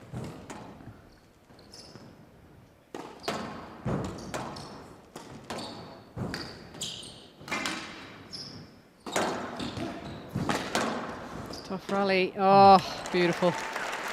11-6. Game. Yeah, the class just rising to the surface there as ElSherbini. That was a hard-working rally, but he was able to defend his way out of trouble and then finish very nicely with that forehand cut off mid-court. Solid opening game. 13 minutes, but ElSherbini takes it 1-0. I would actually take Noor's. I've always told her that I love her forehand.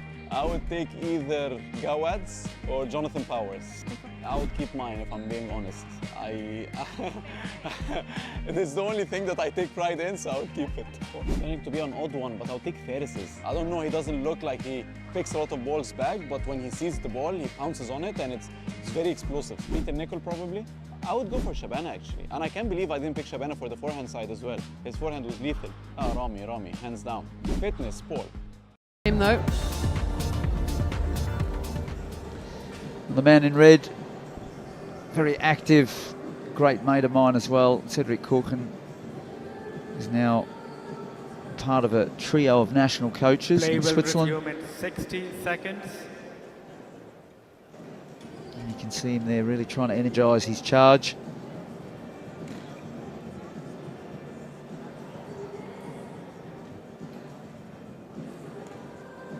What's he got to do, Vanessa? I mean, it's a tough call, obviously, a big ask, because his game, one could argue, is not developed enough at this level to deal with the variations that ElSherbini can bring.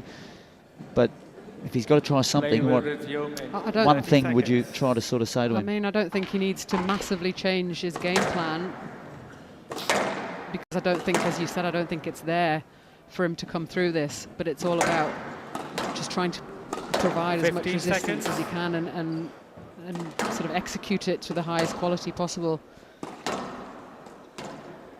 just not, don't give anything away easily. One game to love. Maybe a few little sort of less predictable things as well. I mean, he opted for the lob front left every time he's under pressure. I'd like to see him do a little dinky counter drop maybe, and just a little bit more variation there perhaps.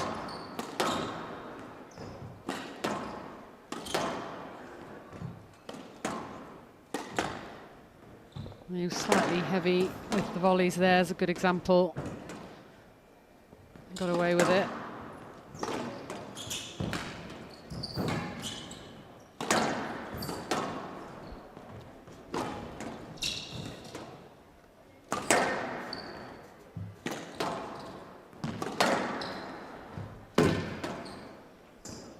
Stroke to ElSherbini. Here comes the lack of experience here. He should review this, but that was a very manufactured stroke, wasn't it? I don't think it was one, to be honest. No, it wasn't at all. But this is the youngster, first time on Squash TV, is not really utilising the system that's available. And there's the lucky backwall nick, just to put a bit of salt in the wound.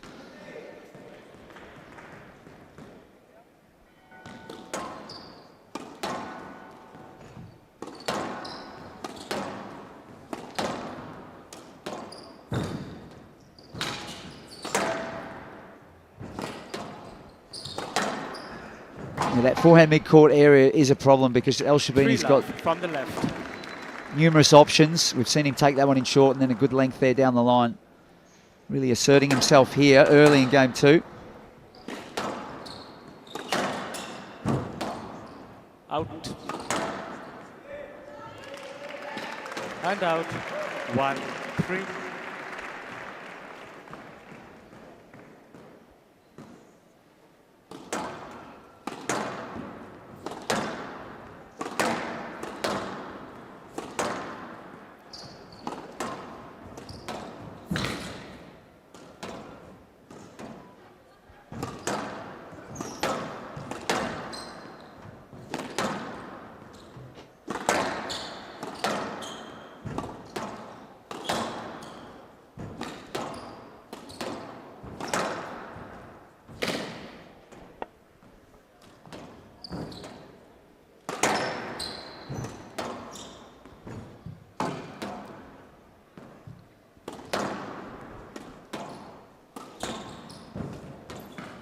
Great finish again, and he saw it coming as well.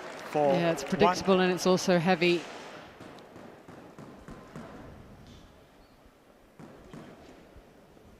I must say I do enjoy watching, and I've always felt that watching Mohamed ElSherbini plays backhand, it's just got that look of eloquence about it. Such a classic sort of extended prep. And he can use that late wrist movement like we see there, not quite getting a shot that he wanted, but he's always got the cross available. Yeah, it was interesting watching him play Asal actually. It was the first round in Laguna. I thought he might do a little bit better, but he sort of needs a bit more time on the ball, doesn't he? Didn't really provide much resistance at all.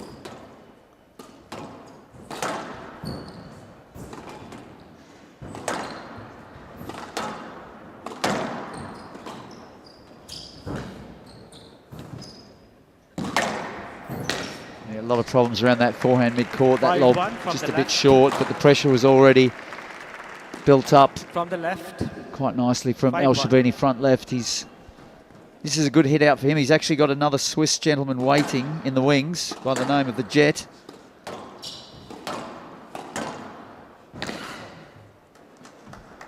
That will be, assuming he gets through this, that will be interesting. Yeah, they've had some meetings before.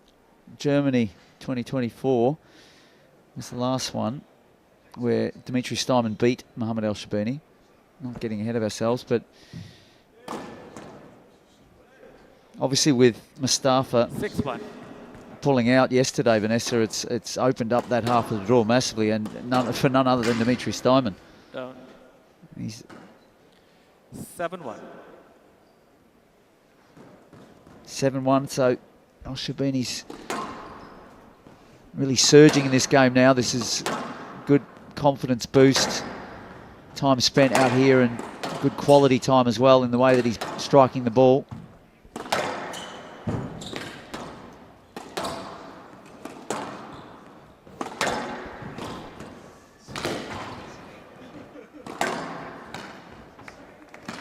8-1.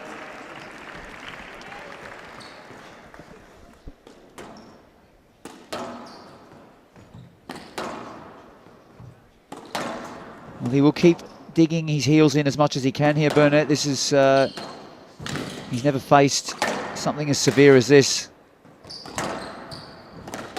Also, just the court itself. You know, obviously he trains and plays in a centre in Ulster where the Europeans were held. There's a four-sided glass court there, but it's much more conventional than this one. With the glass floor, it's the ball's stopping a bit shorter.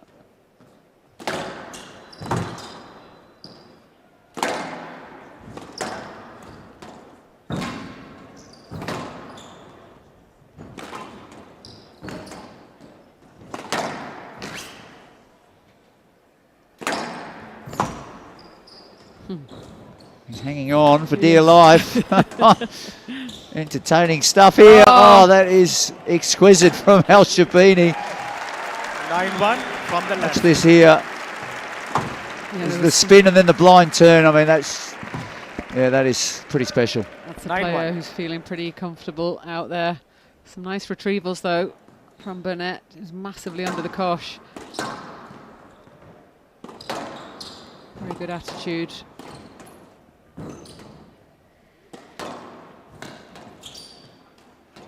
No sort of show of frustration either. He's just massively digging in and getting on with it. Mohamed ElSherbini, 9 match balls, classy performance, especially in this second game.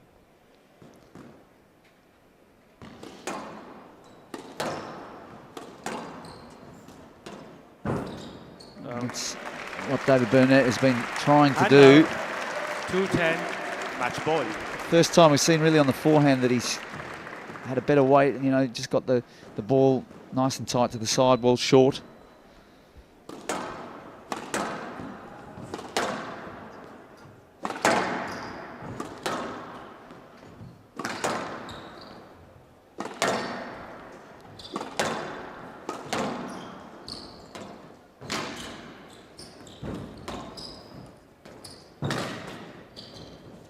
Oh no, he's left it in the wrong area.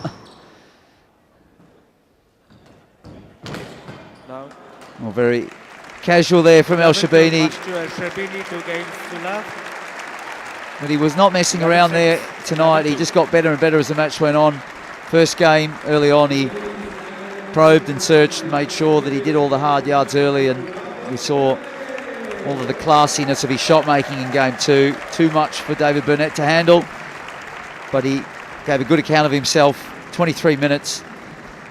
But it's the Egyptian who sails through comfortably into round two, where he will meet another Swiss, Dimitri Steinman. Let's hear what he's got to say with Dominik Penkov, the MC.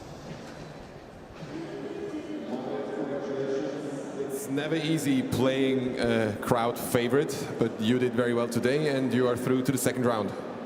Yeah, it's always a pleasure playing here, although it's my first time.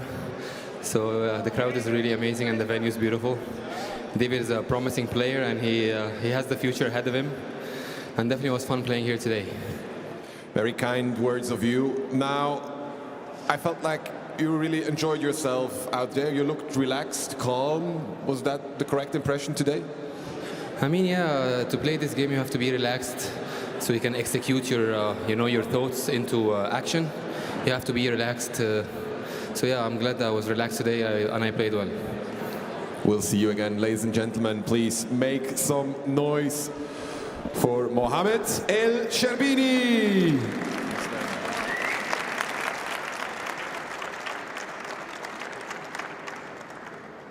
ElSherbini enjoying his debut here in Zurich. And nothing to be ashamed of there, though, from his opponent. Dug in, left absolutely everything out there. Really good attitude, but not quite there at this level yet against a player of ElSherbini's level. Good run out for the Egyptian player, setting him up for his round two match.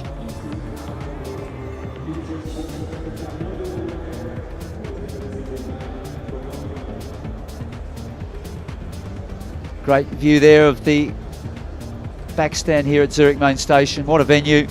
Steve Buckley and his team, it doesn't get better than that. Magnificent day's play. And the evening results there. Alex Lau of Hong Kong getting a nice win there to move into the second round. That's big points for him. Lucy Turmel did a job against Nadia Pfister. Yannick Wilhelmi won the first game, but the experience of Nicolas Mueller, especially in this environment, got him through. Katie Malliff too strong, 2-love over Cindy Merlo, and as you just saw, Mohamed ElSherbini through to the second round. Thank you very much for watching, and that is the end of today's play, and we'll be in tomorrow 16:45 for round 2 of the Grasshopper Cup. Have a good evening.